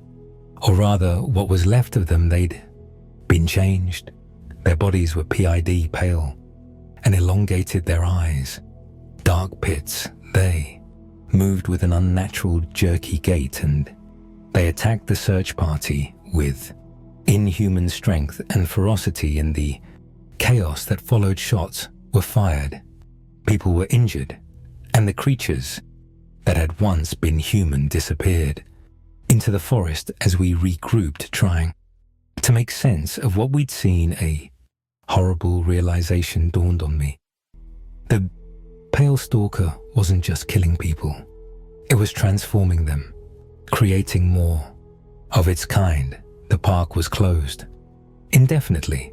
After that incident, the official story cited environmental hazards and dangerous wildlife, but rumors spread quickly. The pale stalker, once a local legend, became national news. Conspiracy theories abounded, ranging from government experiments gone wrong to alien invasions. Through it all, Earl and I remained at our posts. This was our home, our responsibility. We'd seen the birth of this nightmare, and we were determined to see it through to its end, whatever that might be. As I sit here now, writing this account, I can hear the wind howling outside my cabin. Winter is coming again, and with it a new chapter. In our ongoing struggle with the pale stalker, we're more prepared now, more knowledgeable about our adversary, but I can't shake the feeling that we're still woefully outmatched. I don't know what the future holds for our park, for the creature that haunts its shadows, or for those of us sworn to protect this land and its visitors. But I do know this: the world is stranger and more dangerous than most people realize. There are things out there in the dark places between civilization that defy explanation or understanding. So if you're episode 13 reading this, take it as a warning. Respect the wilderness, but never forget that it doesn't always respect you back. And if you ever find yourself in a forest, any forest, and feel eyes upon you, or hear something moving in the underbrush that doesn't sound quite natural, don't investigate. Don't try to be a hero. Just turn around, head back to safety, and count yourself lucky, because out there in the shadows of the ancient trees, something is watching, something is waiting, and is hungry. This is Donald, Taylor Park Ranger, signing off. Stay safe out there, folks. And remember, not all monsters are myths. As the years passed, our struggle with the pale stalker evolved. What had begun as a terrifying encounter in a remote cave had grown into a full-scale war for the survival of our park and the surrounding communities, the creature or creatures, for we were never quite sure how many there were, became bolder, venturing closer to populated areas. 5 years after our initial encounter, I found myself in a position I never expected, leading a task force dedicated to studying and containing the pale stalker threat. Our team was a mix of park rangers, wildlife biologists, anthropologists, and even a few cryptozoologists who had managed to prove their worth. Earl, despite his advancing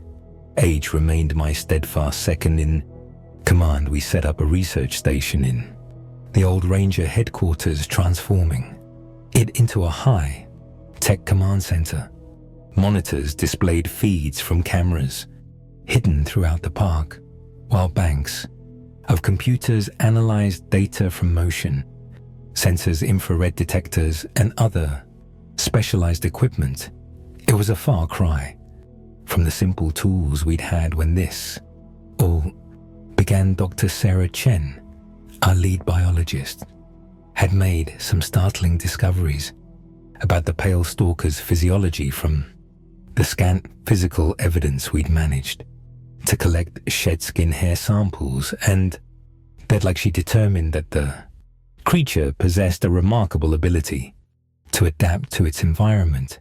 It's like nothing I've ever seen, she explained. During one of our briefings, its DNA seems to be in a constant state of flux, allowing it to evolve in real time to overcome obstacles or threats. This explained how it had survived in our changing climate and why our initial attempts to trap or tranquilize it had failed. It was learning, adapting, always one step ahead of us, but we were learning too. We discovered that certain frequencies of sound seemed to disorient the creatures, and that they had an aversion to a particular type of ultraviolet. At light, these findings allowed us to develop new tools and strategies for protecting ourselves and the park's visitors. Not that we had many visitors. These days, the park had been officially reopened 2 years after the incident with the transformed campers, but tourism had never fully recovered. Those who did come were a heartier sort, thrill seekers and cryptid hunters. Mostly, we did our best to keep them safe, but there were always those who ignored the warnings, venturing into restricted areas in hopes of catching a glimpse of the infamous pale stalker. Sometimes they never came back. One crisp autumn morning, about 7 years into our ordeal, I was out on patrol with Mike, one of our younger rangers. He was a good kid, eager to learn and unflappable in the face of danger. We were checking some of our remote sensors when Mike suddenly held up a hand, signaling me to stop. "You hear that?" he whispered. I listened intently at first. All I could hear was the rustle of leaves in the breeze. Then I caught it, a faint rhythmic thumping, like something heavy moving through the underbrush, and underneath that, a sound that made my blood run cold, a low guttural clicking that I'd come to associate with the pale stalker. We radioed for backup and began to move cautiously toward the sound. As we crept through the dense forest, the noise grew louder. We came to the edge of a small clearing, and what I saw there will haunt me for the rest of my days. 3 pale stalkers, the largest I'd ever seen, were gathered around a freshly killed deer, but they weren't eating it. Instead, they seemed to be changing it. As we watched in horror, the deer's body began to twist and elongate, its fur falling away to reveal pale metal skin. Mike let out a small gasp, and suddenly 3 pairs of black empty eyes were fixed on us. What followed was a chaotic blur of motion and sound. Mike fired his tranquil Iser gun, hitting one of the creatures in the chest. It staggered but didn't go down. I sprayed the area with our UV lights, causing them to recoil and shriek. We ran the creatures in hot pursuit. I could hear Mike panting beside me, hear the crack of branches as the pale stalkers crashed through the forest. Behind us, we burst out onto one of the main trails, and I risked to glance back. The creatures were gaining on us, moving with a speed that defied their awkward appearance, just as I thought we were. Done for. The cavalry arrived. Earl came, roaring up in one of our ATVs, a modified sound cannon mounted on the back. He fired it up, filling the air with a high-pitched whine that made my teeth ache. The effect on the pale stalkers was immediate and dramatic. They ride in, apparent agony clawing at their heads, before retreating into the forest. As the sound faded, I leaned against a tree, my heart pounding, cutting it a bit close.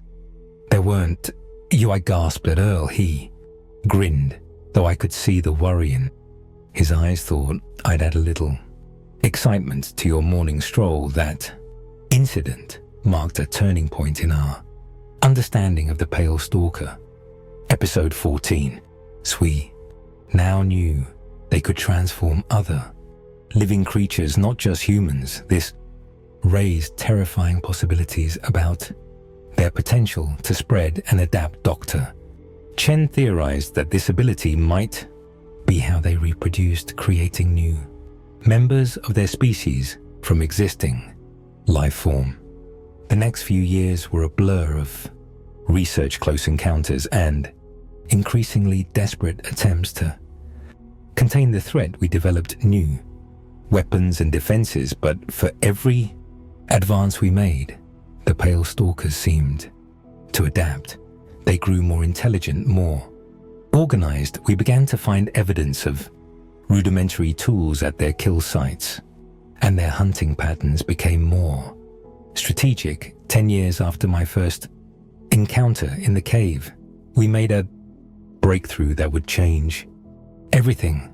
Dr. Chen and her team, analyzing soil samples from areas of frequent Pale Stalker activity, discovered traces of an unknown fungal organism. Further research revealed that this fungus shared some genetic similarities with the Pale Stalkers themselves.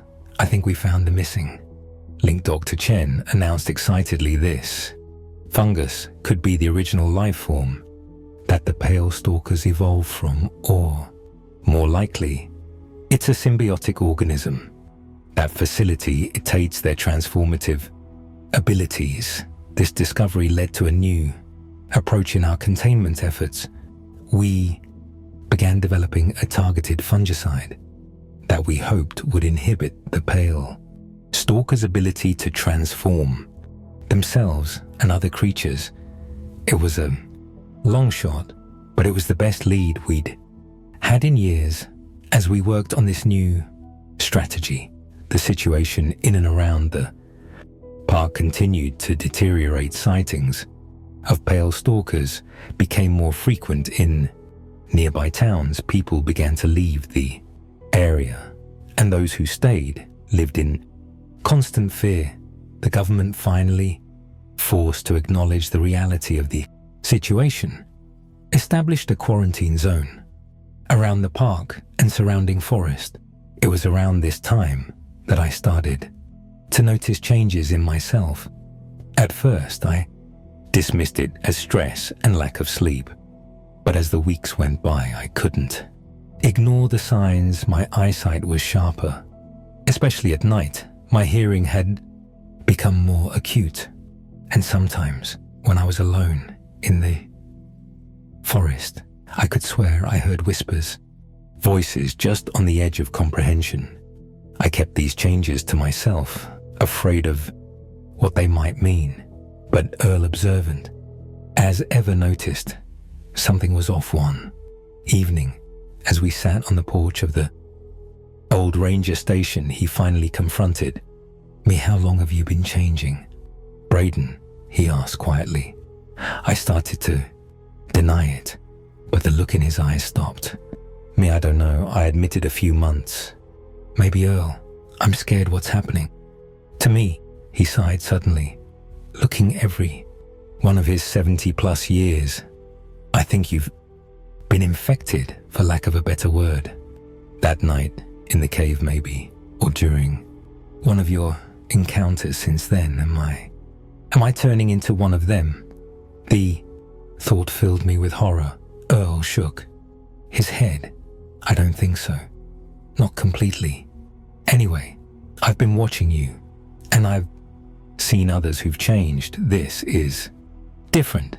It's like you're evolving, but still you." We sat in silence for a long while, watching the sun set over the forest. Finally, I spoke. "What do we do now?" "We keep fighting," Earl said firmly, "and we use whatever advantages we can get. If you're changing, maybe you can understand them better.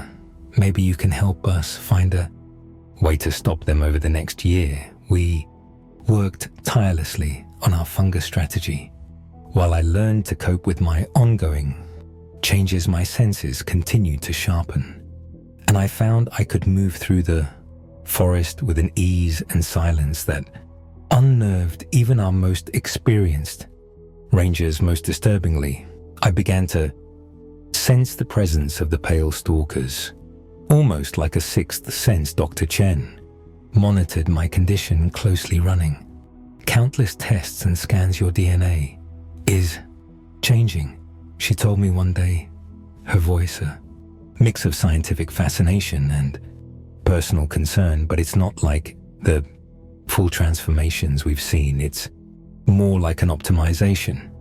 Your body is adapting to the environment in ways that go beyond normal human limits. As unsettling as these changes were, they proved invaluable in our fight against the pale stalkers. I could track them more effectively than any of our technology, sensing their movements and even to some degree their intentions. It was through this new sense that I first realized they were planning something big. It was a crisp morning in late fall, nearly 12 years after this all began, when I felt it gathering, a concentration of pale stalker presence. Unlike anything I'd experienced before, they were converging on a location deep in the heart of the forest, drawn by some call I could sense, but not quite hear. I assembled a team immediately. Earl Mike, Dr. Chen, and a handful of our best rangers geared up with our latest weapons and protective equipment. As we made our way through the forest, I could feel the pull growing stronger. Whatever was drawing the pale stalkers was affecting me too. We found them in a massive clearing that none of us had ever seen before. Hundreds of pale stalkers, more than we'd ever encountered, in one place, gathered around an enormous, twisted tree. The tree's bark was covered in the same strange symbols we'd found, carved in caves and on smaller trees. Throughout the forest, at its base, was a pulsing mass of the fungus Dr. Chen had identified years ago. As we watched from the edge of the clearing, the mass began to move and grow. Pale, elongated limbs emerged from it, followed by a torso, and finally I at the PA. Episode 15. The stalkers let out a collective cry that was part celebration, part hunger. My God, Dr. Chen whispered. It's birthing a new one. A leader, maybe. I could feel the power emanating from this new creature. It was ancient, intelligent, and filled with a cold, alien hunger that made my skin crawl as it fully formed and rose to its full height easily, twice that of the other pale stalkers. Its black eyes swept the clearing and fixed directly on our hiding spot. In that moment, I understood this wasn't just a leader. This was the origin, the first of its kind, and it had been here dormant, perhaps long before humans had ever set foot in this forest. Our presence, our intrusion into its domain had awakened it. What followed was the most harrowing battle of our long war. We fought with everything we had: sound cannons, UV lights, experimental weapons, and our fungicide bombs. The pale stalkers came at us in waves, driven by the psychic commands of their leader. I found myself face to face with the leader itself, my heightened abilities allowing me to match its speed and strength to some degree. As we grappled, I felt the invasive presence in my mind, flashes of alien thoughts and memories. I saw the creature's history, its arrival on Earth eons ago, its long dorsey, and its awakening as humanity expanded into its territory. In that mental connection, I also sensed its weakness. The fungus wasn't just a tool or a symbiote. It was an integral part of the pale stalker's biology, summoning every ounce of strength I had left. I triggered the release on all the fungicide bombs. I was carrying the clearing filled with a fine mist. The effect on the pale stalkers was immediate and dramatic. They began to writhe and shriek, their body seemingly unable to maintain their form. The leader let out a psychic howl of rage and pain that brought me to my knees. As the fungicide did its work, the pale stalkers began to disintegrate, their bodies breaking down into the same fungal mass. They had emerged from the leader held out the longest it form, fluctuating as it struggled against the inevitable in its final moments. It locked eyes with me one last time. I felt a mix of emotions flood through our connection, rage, fear, and most surprisingly, a grudging respect. Then it was over. Where hundreds of pale stalkers had stood there was now only a field of rapidly disintegrating fungal matter.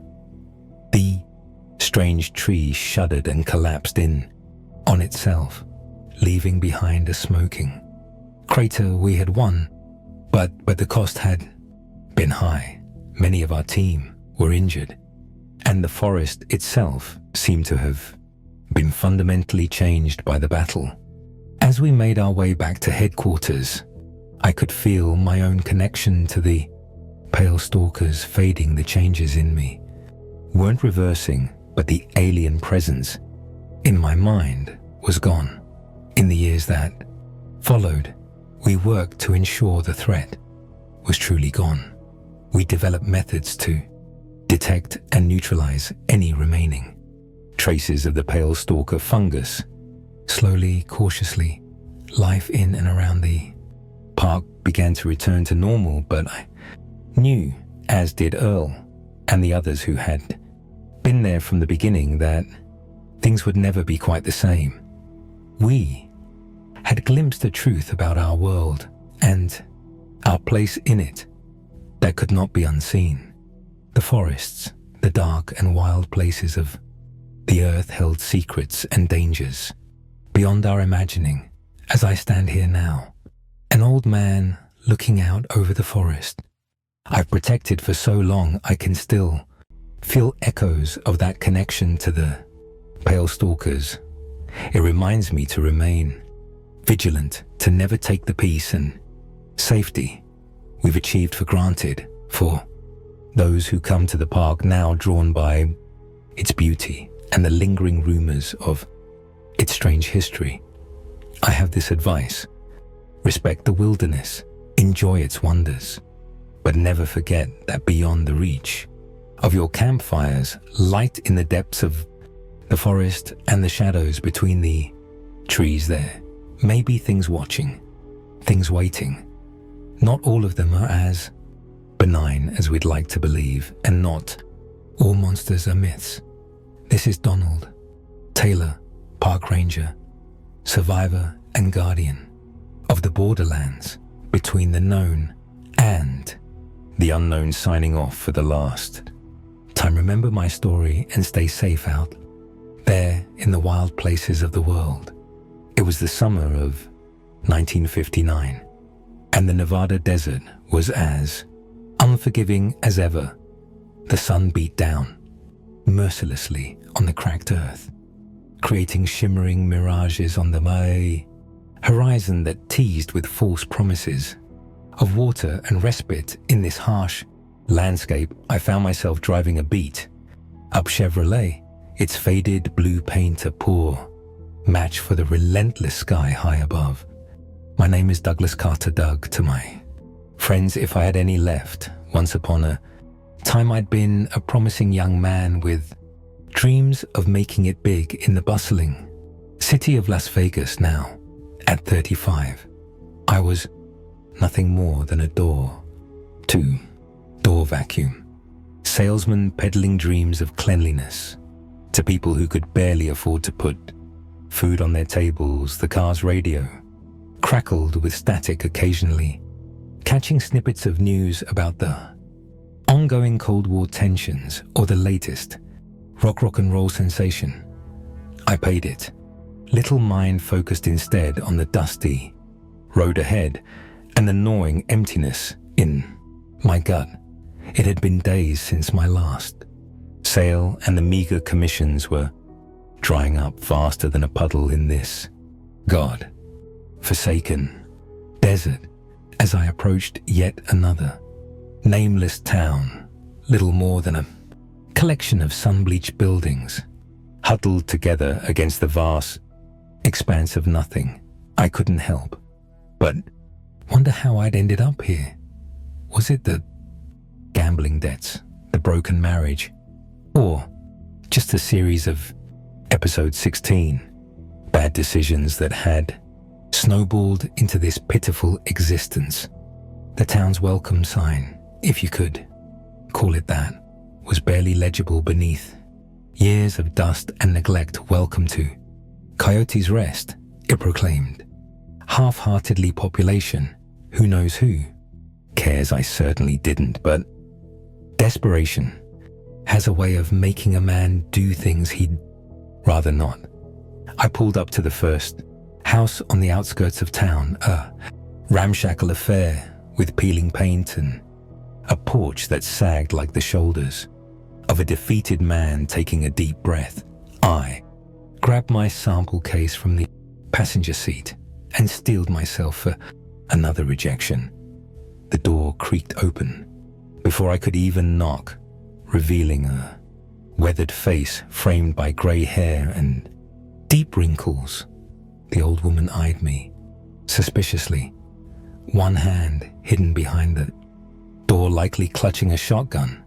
If my experiences in these parts were anything to go by, Mom, I began plastering on my best salesman smile. I'm Douglas Carter, representing the finest in home cleaning technology. Might I interest you in a demonstration of our revolutionary new vacuum cleaner? She snorted a sound somewhere between amusement and disgust. Boy, does this look like the kind of place that needs one of your fancy city contraptions we sweep our floors with. Brooms around here, same as we always. Have I opened my mouth to argue, to make my pitch about the wonders of modern convenience? But she cut me off with a wave of her hand. Save your breath, son. Ain't nobody in this town got money for such foolishness. Best move along before you waste any more of your time or hours.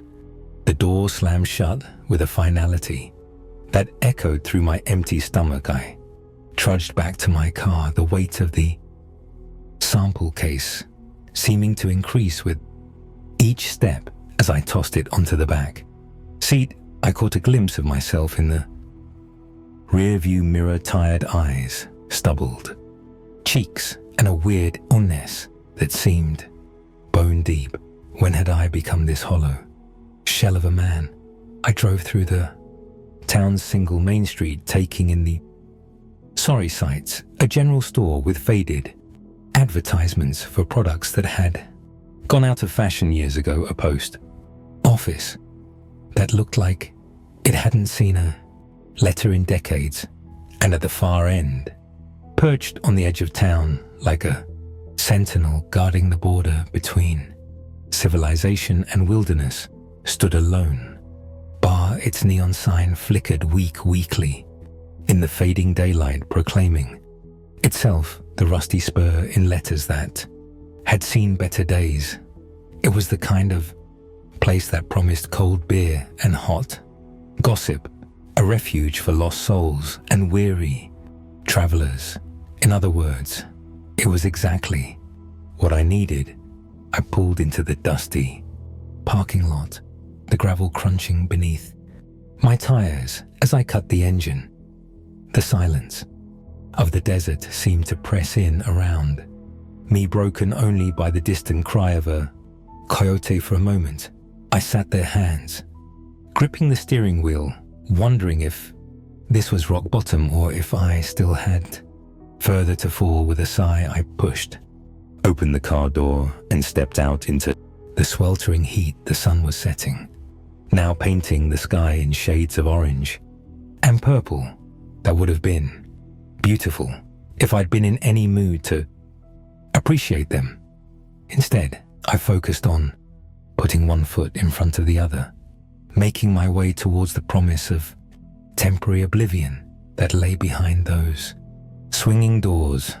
As I reached for the handle, a gust of wind kicked up, sending a cloud of dust swirling around me. For just a moment, I could have sworn I saw a shadow flicker at the edge of my vision, something dark and ominous like the silhouette of a man, wearing a wide-brimmed hat, but when I turned to look, there was nothing there but the empty expanse of the desert.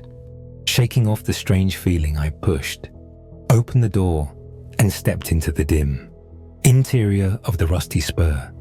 The smell of stale beer and cigarette smoke hit me like a wall, a familiar comfort that spoke of countless nights spent trying to drink away my troubles. As my eyes adjusted to the gloom, I took in the sparse decor, a few rickety tables, a jukebox in the corner playing a melancholy country tune, and a long bar stretching along one wall. Behind that bar stood a man who looked like he'd been carved from the very rock of the surrounding mountains, tall and broad, shouldered, with arms thick as tree trunks and a face that seemed permanently set in a scowl. He was polishing a glass with a rag that had seen better days, his movements mechanical, as if he'd been performing this same task for eternity. I made my way to the bar, the floorboards creaking beneath my feet. The bartender's eyes flicked up to me, then back to his task, showing about as much interest as one might in a passing tumbleweed. "What'll it be?" he grunted, not bothering with pleasantries. "Beer," I replied, sliding onto a bar stool that protested my weight with an ominous groan. "Whatever's coldest." He nodded, once setting aside the glass and reaching for a bottle as he popped the cap and placed it in front of me. I couldn't help but ask, "Say you wouldn't happen to know anyone in town looking for a top of the line vacuum cleaner? Would you?" The bartender's eyebrow raised a fraction of an inch, the most emotion I'd seen from him yet. "Vacuum salesman? Tough break, kid. Folk around here ain't much for modern conveniences. Most still use brooms if they bother to clean it all." I sighed, taking a long pull from my beer. It was lukewarm and tasted vaguely of metal, but it was wet, and that was good enough for now. "Yeah, I'm starting to get that impression. Any other towns nearby that might be more receptive?"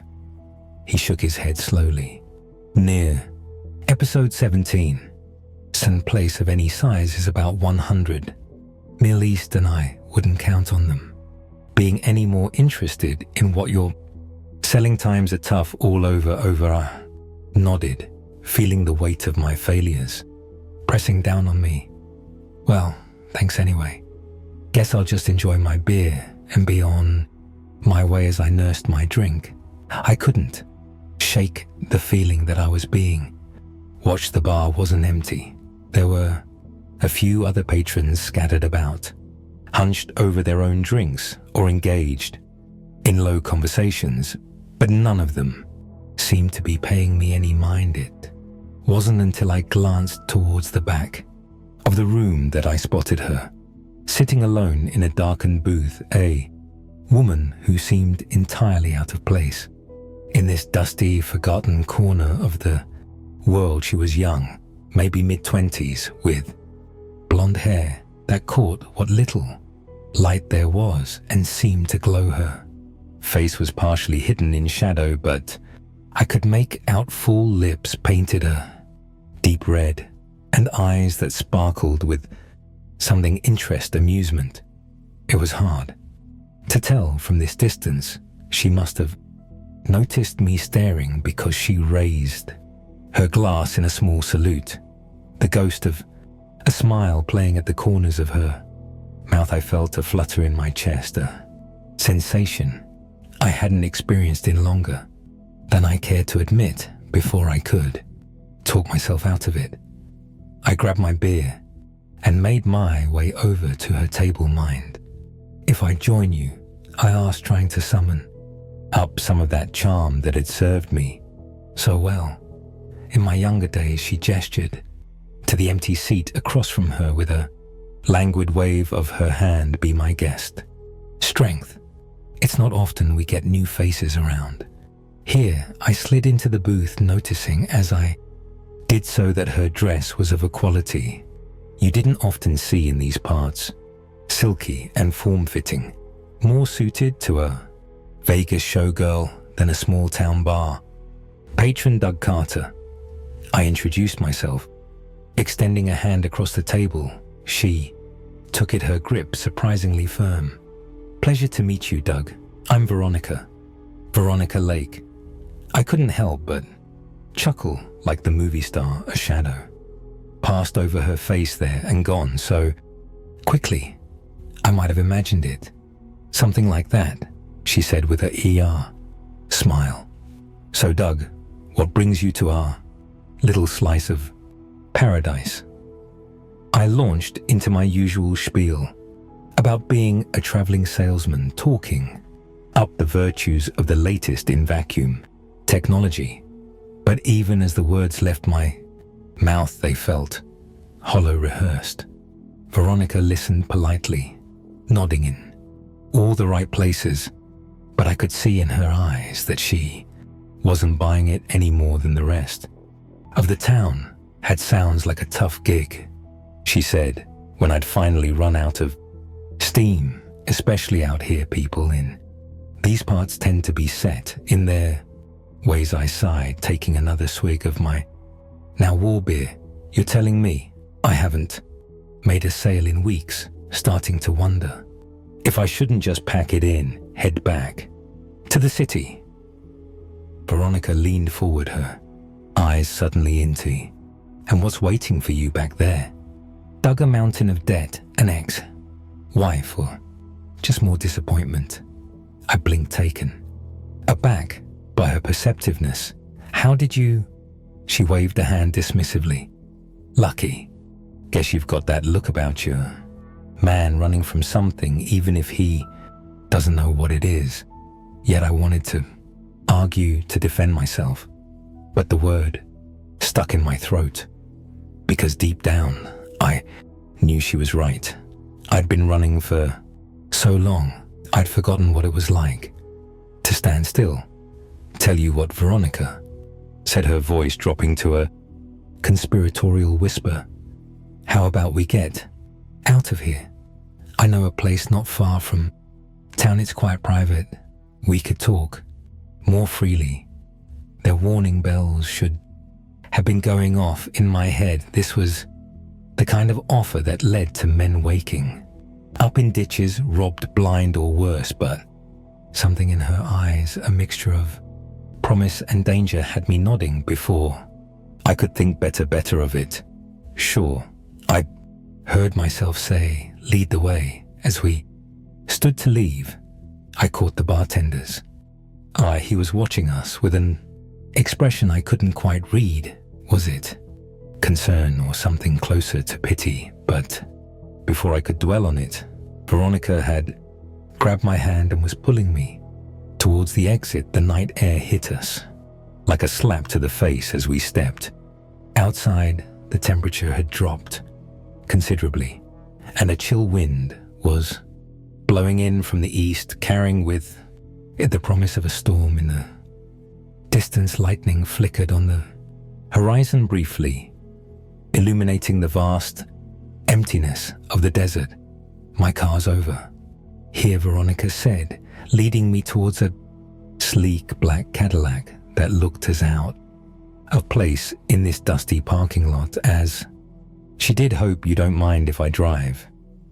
I shook my head, still trying to process the sudden turn my evening had taken. As we approached the car, that feeling of being watched returned stronger than ever. I glanced over my shoulder, half expecting to see the bartender or one of the other patrons following us out, but the parking lot was empty, save for my own beat-up Chevy and Veronica's Cadillac. And yet, there at the edge of the lot, where the light from the bar's neon sign faded into darkness, I could have sworn I saw movement. A shadow, darker than the surrounding night, seemed to detach itself from the gloom. For just a moment, I caught a glimpse of a figure, tall, broad-shouldered, wearing what looked like a long coat and a wide, brimmed hat. "Doug, you coming?" Veronica's voice snapped me back to reality. I turned to find her already seated behind the wheel, the engine purring to life. I shook my head, trying to clear it. Lack of sleep and too much cheap beer. That's all. It had to be with one last glance at episode 18. The now empty edge of the parking lot. I climbed into the passenger seat as we pulled out onto the empty highway. The first fat drops of rain began to splatter against the windshield. Veronica flicked on the wipers, humming softly to herself as she navigated the darkened road with practiced ease.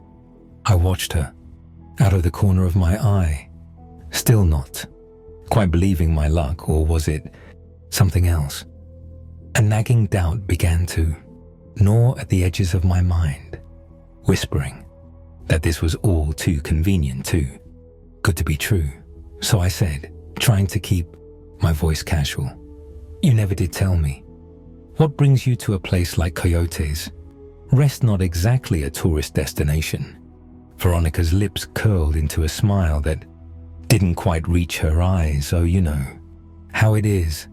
Sometimes a girl just needs to get away from it all, find herself or lose herself, whichever comes first." It was a non-answer, and we both knew it, but before I could press further, she suddenly jerked the wheel, sending her skidding onto a narrow dirt road I hadn't even noticed in the darkness. "Shortcut," she explained, though I hadn't asked. The rain was coming down harder, now turning the dirt to mud that sucked at the tires. In the distance, thunder rumbled ominously. We drove in silence for what felt like hours but was probably only minutes. The desert landscape gave way to rocky outcroppings, their jagged silhouettes visible in brief flashes of lightning. Finally, Veronica brought the car to a stop in front of what looked like the entrance to an old mining shaft. "We're here," she announced, killing the engine. I peered out through the rain-dry windshield, confusion and unease battling for dominance in my gut. And where exactly is here? Veronica turned to face me, and in that moment, I saw something in her eyes that sent a chill down my spine. It wasn't malice exactly, but a kind of cold determination that made me suddenly acutely aware of how isolated we were. "It's a place where people come to make deals, Doug," she said, her voice barely audible over the pounding are a place where a man can change his fortune if he's willing to pay the price. I reached for the door handle, my instinct screaming at me to run, to get as far away from this woman and this place as possible. But before I could move, a blinding flash of lightning illuminated the scene outside the car, and there, standing in front of the mine entrance, was the figure I'd glimpsed earlier, tall and imposing, rainwater streaming off the brim of his hat and the shoulders of his long coat. As I watched Ed frozen in terror, he slowly raised his head. In the next flash of lightning, I saw his eyes, and my world shattered. They weren't human eyes at all, but deep, oily pools of blackness that seemed to swallow what little light there was. Veronica's hand clasped my arm, her grip inhumanly strong. "It's time, Doug," she said, her voice no longer that of the alluring woman I'd met in the bar. It had taken on an otherworldly quality, resonating with power that made my bones ache. "He's been waiting for you." I tried to pull away, to open the door, to do anything but sit there, paralyzed by fear. But my body wouldn't respond. It was as if Veronica's touch had turned my muscles to stone. What are you?" I managed to croak out, my voice barely more than a whisper. Veronica's smile was all teeth, now sharp and predatory. We are the collectors, Doug, the ones who come for souls that are ripe for the taking. And yours, my dear, yours has been ready for a long, long time. The figure outside the car began to move towards us, each step deliberate and unhurried. He didn't seem to care about the rain that was now coming down in sheets, obscuring everything beyond a few feet. You see, Doug, Veronica continued, her voice taking on a lecturer's tone. There are those in this world who are, shall we say, spiritually bankrupt. They've lost their way, their purpose.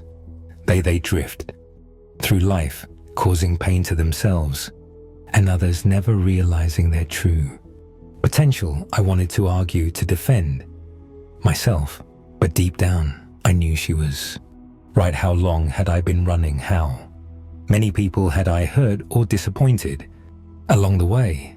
That's where we come in, she said, gesturing to herself and the approaching figure. We offer a choice, a chance to start over, to become something more. The passenger side door opened with a creak, and I found myself face to face with the man in the hat. Up close, I could see that his skin was pale, almost translucent, with dark veins visible beneath the surface. But it was those eyes that held me transfixed, bottomless pits that seemed to look right through me, laying bare every secret, every shame I'd ever tried to hide. Douglas Carter, he said, his voice like gravel being crushed underfoot. Your soul stands at a crossroads. Will you continue down this path of mediocrity and regret, or will you embrace a new destiny, one that offers power beyond your wildest dreams? I felt something break inside me. Then all the years of failure, of running from my problems, of blaming everyone but myself, they came crashing down, leaving me hollow and raw. What do I have to do? I heard myself ask, the words coming unbidden to my lips. The man's mouth stretched into what might have been a smile on a human face. On him it looked like a wound opening. Simply take my hand and all will be revealed. He extended his arm, palm up, waiting. I stared at it, noticing the elongated fingers ending in sharp black nails that looked more like talons. Every instinct screamed at me to run, to fight, to do anything but accept this devil's bargain. But a small voice in the back, episode 19, K of my mind, whispered seductively, what do you have to lose? Your life is already a wreck. Why not take a chance on something extraordinary? With a shaking hand, I reached out and grasped his palm. His skin was cold, like touching a corpse, and I felt a jolt of something pass between us, a surge of energy that made my heart race and my vision blur. Excellent choice, the man said, his grip tightening. Painfully welcome to the family, Douglas. Or should I say, Crow. The world around me began to spin, colors blurring and melting together. I heard Veronica laugh, a sound of pure, wicked delight.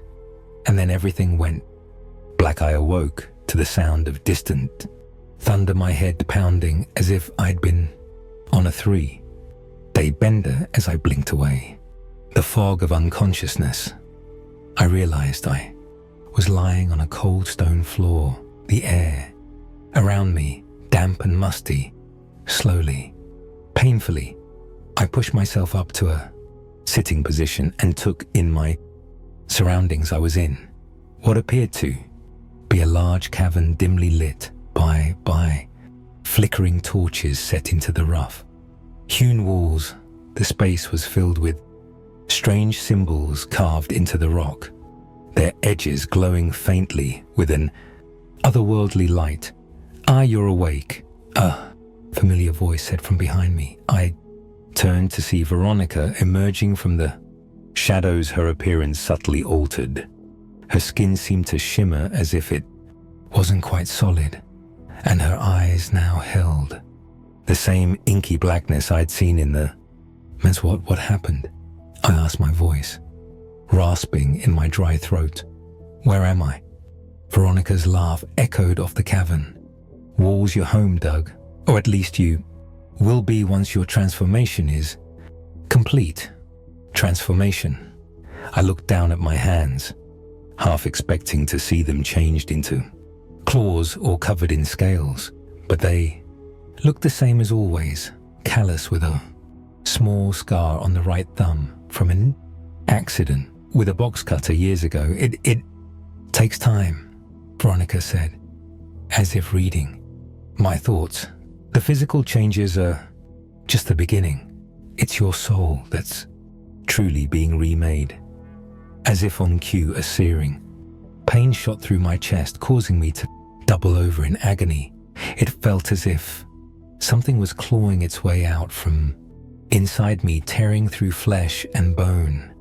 That would be the old Doug dying, Veronica commented casually, watching my writhing with detached interest. Don't fight it. The more you resist, the more it hurts. I wanted to scream, to beg for mercy, but no sound would come out. The pain intensified, spreading through my entire body until I was sure I would be consumed by it. And then, just as suddenly as it had begun, it stopped. I lay there on the cold stone, panting heavily, my body slick with sweat. But something was different. I felt lighter somehow, as if a great weight had been lifted from my shoulders. Stand up, Veronica commanded. To my surprise, I found myself obeying without hesitation, my body moving with a fluid grace I'd never possessed before. How do you feel? She asked, circling me slowly, her eyes raking over my form. I took a moment to consider the question. I feel powerful, I said finally. And it was true. There was an energy thrumming through me, a sense of potential that I'd never experienced before. Veronica nodded, a satisfied smile playing at her lips. Good, that's just the beginning now. It's time for your first lesson. She led me deeper into the cavern, past strange rock formations and bubbling pools of liquid that glowed with an eerie blue light. Finally, we emerged into a larger chamber where the man in the hat, my mysterious benefactor, stood, waiting. Welcome, Crow, he said, using the name he'd given me earlier. Are you ready to embrace your new destiny? I nodded, surprising myself with my eagerness. Whatever doubts or fears I'd had seemed to have burned away in the crucible of my transformation. Excellent, he said, his black eyes gleaming in the torchlight. Then let us begin. What followed was a crash course in abilities I never knew existed. I learned to step between shadows as easily as walking through a doorway, to hear the whispers of secrets carried on the wind, to see the threads of fate that bound all living things. But more than that, I learned about the true nature of the world, the hidden forces that shaped reality, the ancient bargains that kept the balance between light and dark. And I learned about my new role as a collector, one of the chosen few tasked with harvesting souls that had strayed too far from their intended paths. Days blended into nights, time losing all meaning in that subterranean realm. I don't know how long I spent there, honing my newfound abilities under the tutelage of the man in the hat, whom I now knew simply as the Master. And Veronica, finally, after what felt like both an eternity and no time at all, the Master declared me ready for my first solo mission.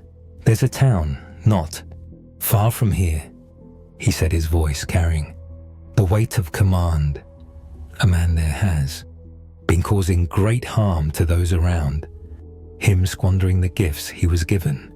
It's time for him to face judgment. I nodded, understanding without need for further explanation. This was what I had been reborn to do, to bring balance, to offer choice, to collect what was owed. Remember, Veronica added, her hand resting lightly on my shoulder.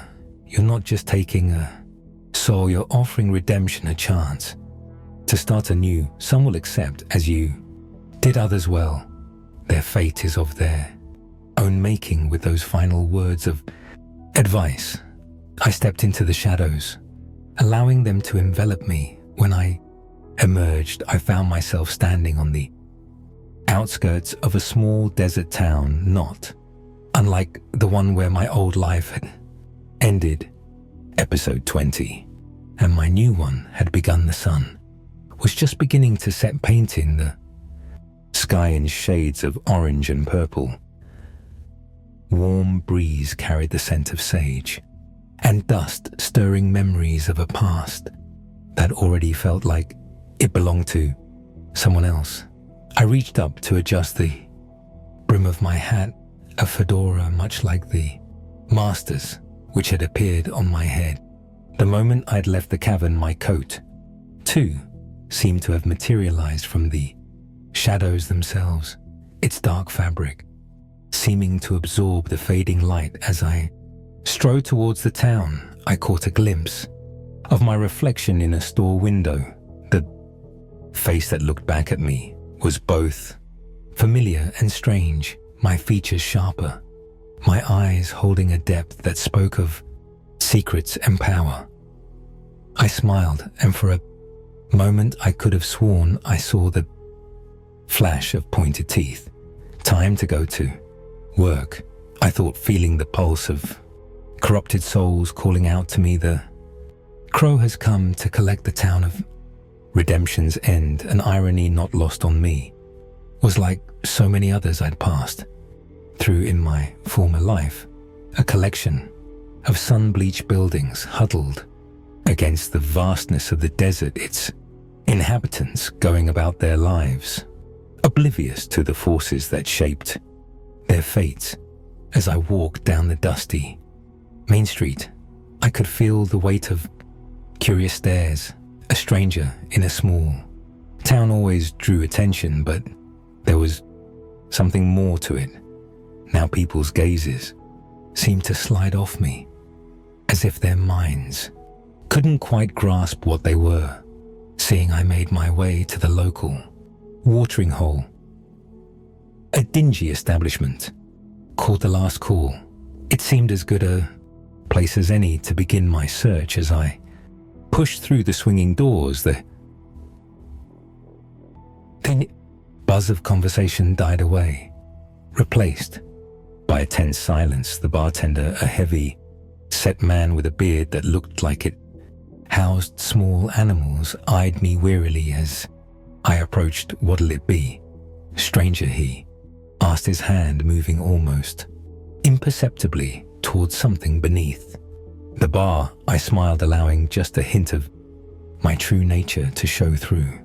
"Information," I said, my voice carrying an echo of power that made the glasses behind him rattle slightly. "I'm looking for a man who's lost his way, one who's been causing pain to those around him." The bartender's eyes widened, and I could see the struggle playing out on his face, the instinct to protect one of his own, wearing with the primal fear. My press inspired. I don't know what you're talking about," he stammered, but his eyes flicked briefly towards a table in the corner.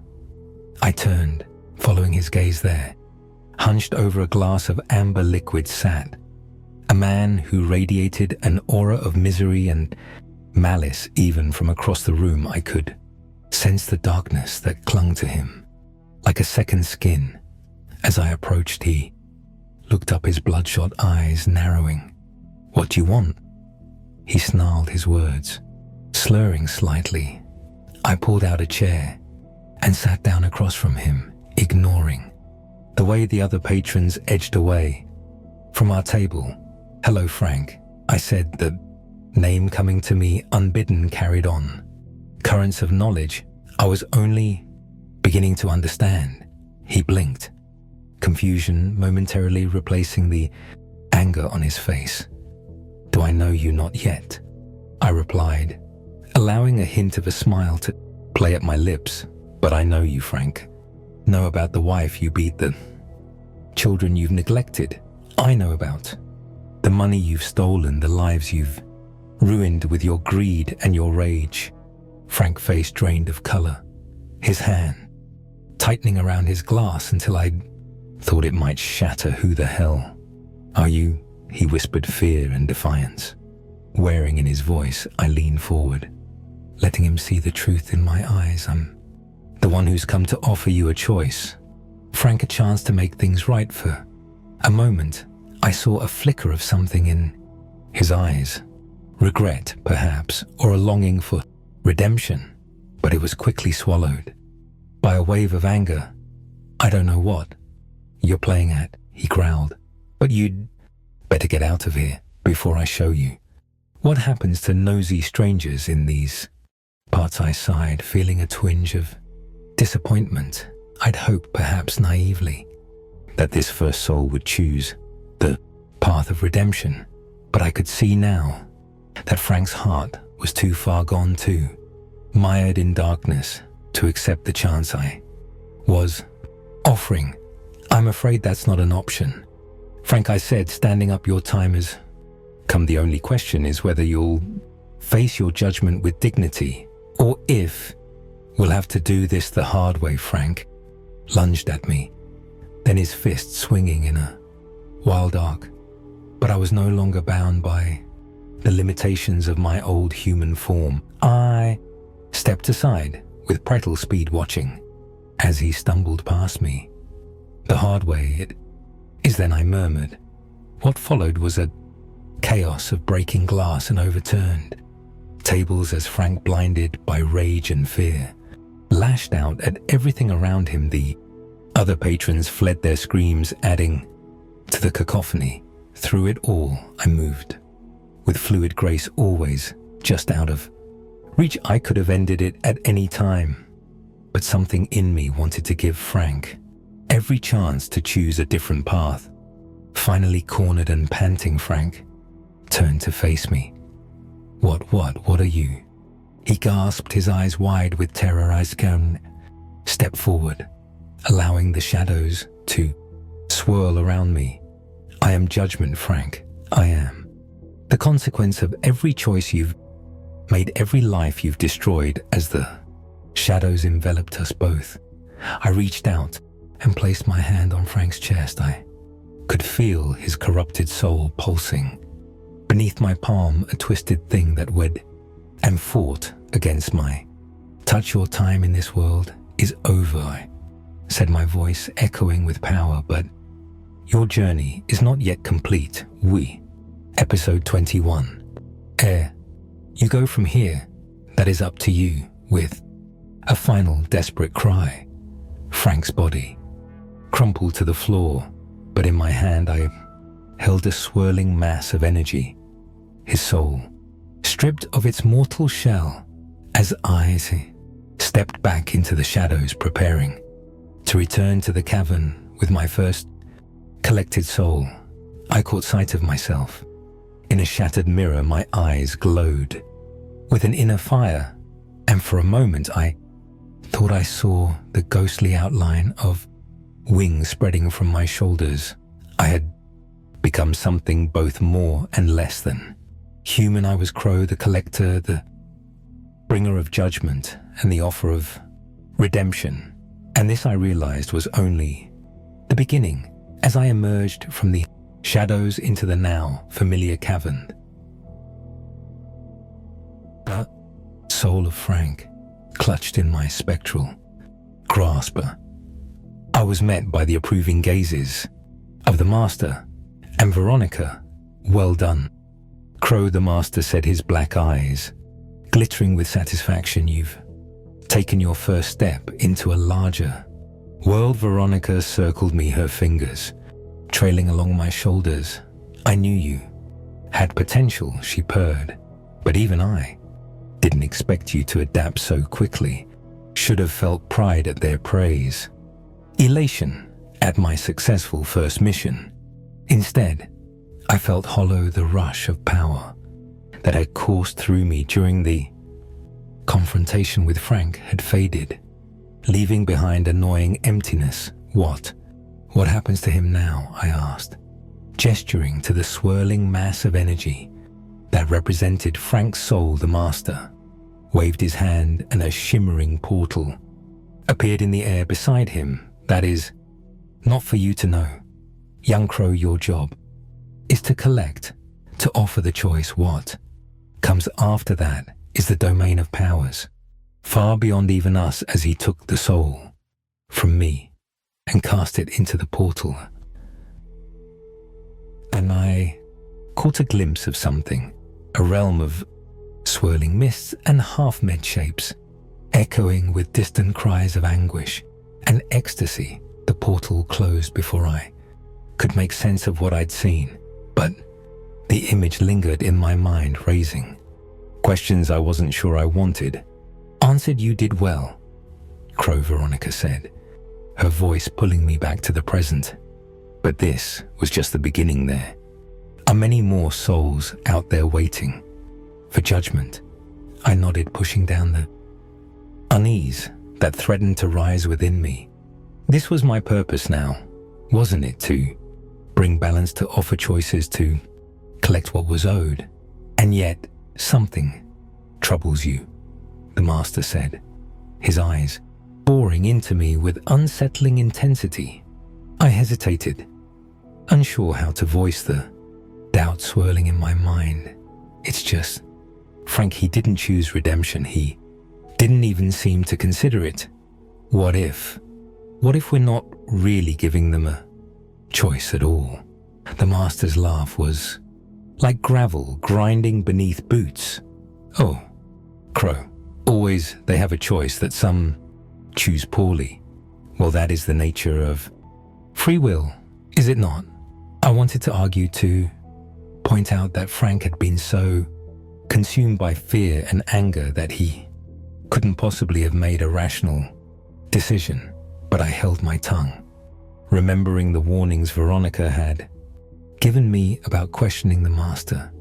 To directly rest now, the master said, his tone making it clear that the discussion was over. Tomorrow, we begin your real training. As I retreated to the small aloe cove that served as my quarters, I couldn't shake the feeling that I was missing something important, that there was more to this new existence than I was being told. Sleep, when it came, was fitful and filled with strange dreams. I saw faces, hundreds, thousands of them all, wearing expressions of terror and pleading. Among them, I recognized Frank, his eyes now clear of the rage and hatred that had consumed him in life. He reached out to me, his mouth forming words I couldn't hear. I awoke with a start, my heart pounding. The cavern was dark and silent, but I could have sworn I heard whispers echoing off the stone walls, fragments of pleas and accusations. What have I become? I wondered, staring into the darkness, and what price will I ultimately pay for this? Power days blended into weeks, into months. With each soul I collected, my powers grew stronger, my understanding of the hidden world deeper. I learned to move through shadows across vast distances, to hear the thoughts of the living, to see the tangled web of fate that bound all souls. And yet, with each mission, the hollow inside me grew. The faces from my dreams began to haunt my waking hours, their silent accusations weighing on me more heavily than any physical burden. It was during a routine collection in a small Midwestern town that everything changed. The target was a woman named Sarah, a former nurse who had fallen into addiction and begun stealing medication from the hospital where she worked. Her actions had led to patient deaths, marking her as a soul ripe for judgment. I found her in a rundown apartment, huddled on a stained mattress, her body racked with withdrawal as I approached, shadows swirling around me. She looked up and I was struck by the clarity in her eyes. "I've been waiting for you," she said, her voice horror but steady. I knew someone would come. Eventually, I paused, thrown off balance by her calm acceptance. This wasn't how these confrontations usually went. "You know why I'm here?" I asked. Sarah nodded, a sad smile playing at her cracked lips. "I've done terrible things, unforgivable things. I deserve whatever punishment is coming. To me, I should have felt triumph." This was the ideal scenario, a soul acknowledging its misdeeds, ready to face judgment. And yet, what if I found myself saying the words coming unbidden to my lips? What if there was another way, a chance to make amends, to set thin? Episode 22. Giez. Right, Sarah's eyes widened. A flicker of hope quickly extinguished. "Is that possible? After everything I've done?" In that moment, I made a decision that would change everything. Instead of offering the usual choice between submission and futile resistance, I reached out and took Sarah's hand. "Come with me," I said, enveloping us both in shadows. We emerged in a small town hundreds of miles away, outside a clinic that specialized in addiction treatment. "This is your second chance," I told her, my voice thick with emotion. I didn't fully understand. Use it wisely. Before she could respond, I stepped back into the shadows, my mind reeling with the implications of what I'd just done. When I returned to the cavern, I found the master waiting for me, his black eyes blazing with fury. "What have you done?" he thundered, the very walls of the cavern shaking with his rage. I stood my ground, a strange calm settling over me. I offered a true choice. I said, "A real chance at redemption." The master's hand shot out, spectral claws wrapping around my throat. "You have violated the most sacred laws of our kind," he hissed. "The balance must be maintained.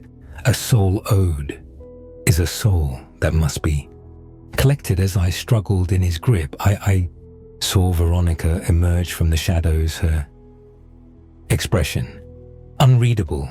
"You knew this day would come," she said to the master. He was always too human. The master's grip loosened slightly, allowing me to gasp out, "What do you mean?" Veronica's laugh was tinged with bitterness. "Oh, Crow, did you really think you were special, that you were chosen? You were just another soul, one that took the easy way out when offered power." The truth hit me like a physical blow. I wasn't a chosen one, imbued with divine purpose. I was just another link in a chain of corruption, perpetuating a cycle of pain and false choices. "No," I said, newfound strength flowing through me. "I won't be part of this anymore." I summoned every ounce of power I had accumulated over the months, feeling it surge through my body. The shadows around me writhed and pulsed, responding to my will in a way they never had before. The master's eyes widened in surprise, then narrowed in determination. "You think you can defy us? We made you what you are." "No," I growled, feeling my form shift and change, black feathers sprouting from my skin. "I made myself." What followed was a battle that shook the very foundations of the underground realm. Shadow clashed against shadow, spectral energy crackling Through the air, I fought with everything. I had driven by the faces of all those. I'd condemned all those I'd failed to truly help. In the end, it was Veronica who turned the tide as the master. Prepared to strike a killing blow, she stepped between us, her own shadows, merging with mine. Enough, she said, her voice carrying a power I'd never heard. Before it's time for a change, the master howled in rage and disbelief. But it was too late. The combined force of our power overwhelmed him, reducing him to a swirling mass of formless energy as the echoes of battle faded. I turned to Veronica, questioning burning in my eyes. She smiled, and for the first time it reached her eyes. I've been waiting centuries for someone like you, Crow. Someone who could see beyond the rigid laws we've clung to for so long. What happens now? I asked, feeling the weight of possibility pressing down on me. Veronica gestured to the cavern around us, to the portals that led to countless mortal realms. Now we remake the system. We offer true redemption, true choices. It won't be easy, and there will be consequences we can't foresee, but it's time for a new way. As I stood there, my form still flickering between human and something other, I felt a sense of purpose flood through me. This was why I'd been brought into this world, not to blindly follow, but to challenge, to change, to evolve. Where do we start? I asked, spreading wings I was only now learning to control. Veronica's smile was both beautiful and terrible to behold. We start with the truth, Crow. We go back to every soul you've collected, every life you've touched. We offer them a real choice, a real chance. I nodded, understanding the monumental task ahead of us. It wouldn't be easy. There would be those who resisted, who clung to the old ways. But for the first time since I'd taken the master's hand in that rain-soaked parking lot, I felt truly alive as Veronica and I stepped into the shadows, preparing to reshape the very nature of cosmic justice. I spared a thought for Douglas Carter, the failed vacuum salesman whose desperate choice had said, "All of this in motion. I hope you can forgive me." I thought, for what I've done and for what I'm about to do. Then we were gone, venturing into a future as uncertain as it was full of promise. Years passed in the mortal realm, though. Time held little meaning for beings like us. Veronica and I traveled between worlds, unraveling the complex web of souls and choices that the old system had created. We faced resistance of course, other collectors, beings who had grown comfortable with the old order, tried to stop us. But with each soul we freed, each life we touched, our power grew. We didn't offer easy redemption. That would have been another form of false choice. Instead, we created opportunities for genuine growth, for sincere atonement. Some souls embraced the chance, working tirelessly to their past wrongs. Others rejected it, choosing to remain mead in their darkness. But always there was a choice, a real choice. I never forgot Sarah, the nurse, whose quiet acceptance had sparked this revolution. We found her again, years later, working at that same episode 23 clinic where I'd left her. She had dedicated her life to helping others overcome their addictions, turning her past mistakes into a source of empathy and understanding. When she saw me, there was no fear in her eyes, only a quiet recognition. "I always hoped you were real," she said, a smile crinkling the corners of her eyes. "That I hadn't imagined you." I shook my head, marveling at the strength of the human spirit. You didn't imagine me, Sarah, but you saved yourself. I just opened a door. As for me, I was no longer simply Crow the Collector. I had become something new, a being that straddled the line between mortal and divine. My wings, now a permanent feature, were a reminder of how far I'd come from that desperate vacuum salesman in a Nevada desert town. Veronica remained by my side, her own nature evolving as we reshaped the cosmic order. We were partners, equals in our mission to bring true balance to the universe. But even as we worked to right the wrongs of the past, new challenges arose. The fabric of reality, it seemed, was not meant to be static. As we changed the rules, new complications emerged, Ed. Unforeseen consequences of our actions that threatened the very balance we sought to create. And so our work continued, an eternal dance of correction and adaptation. We had started down a path with no end in sight, but I wouldn't have had it any other way, for in the end, isn't that what life and what comes after is all about? The constant struggle to grow, to improve, to make better choices. As I stand now looking out over a sea of souls, some bright with hope, others still shadowed by doubt, I think back to that rainy night when a desperate man took a devil's bargain. I think of all the mistakes I've made and all the chances I've had to make things right.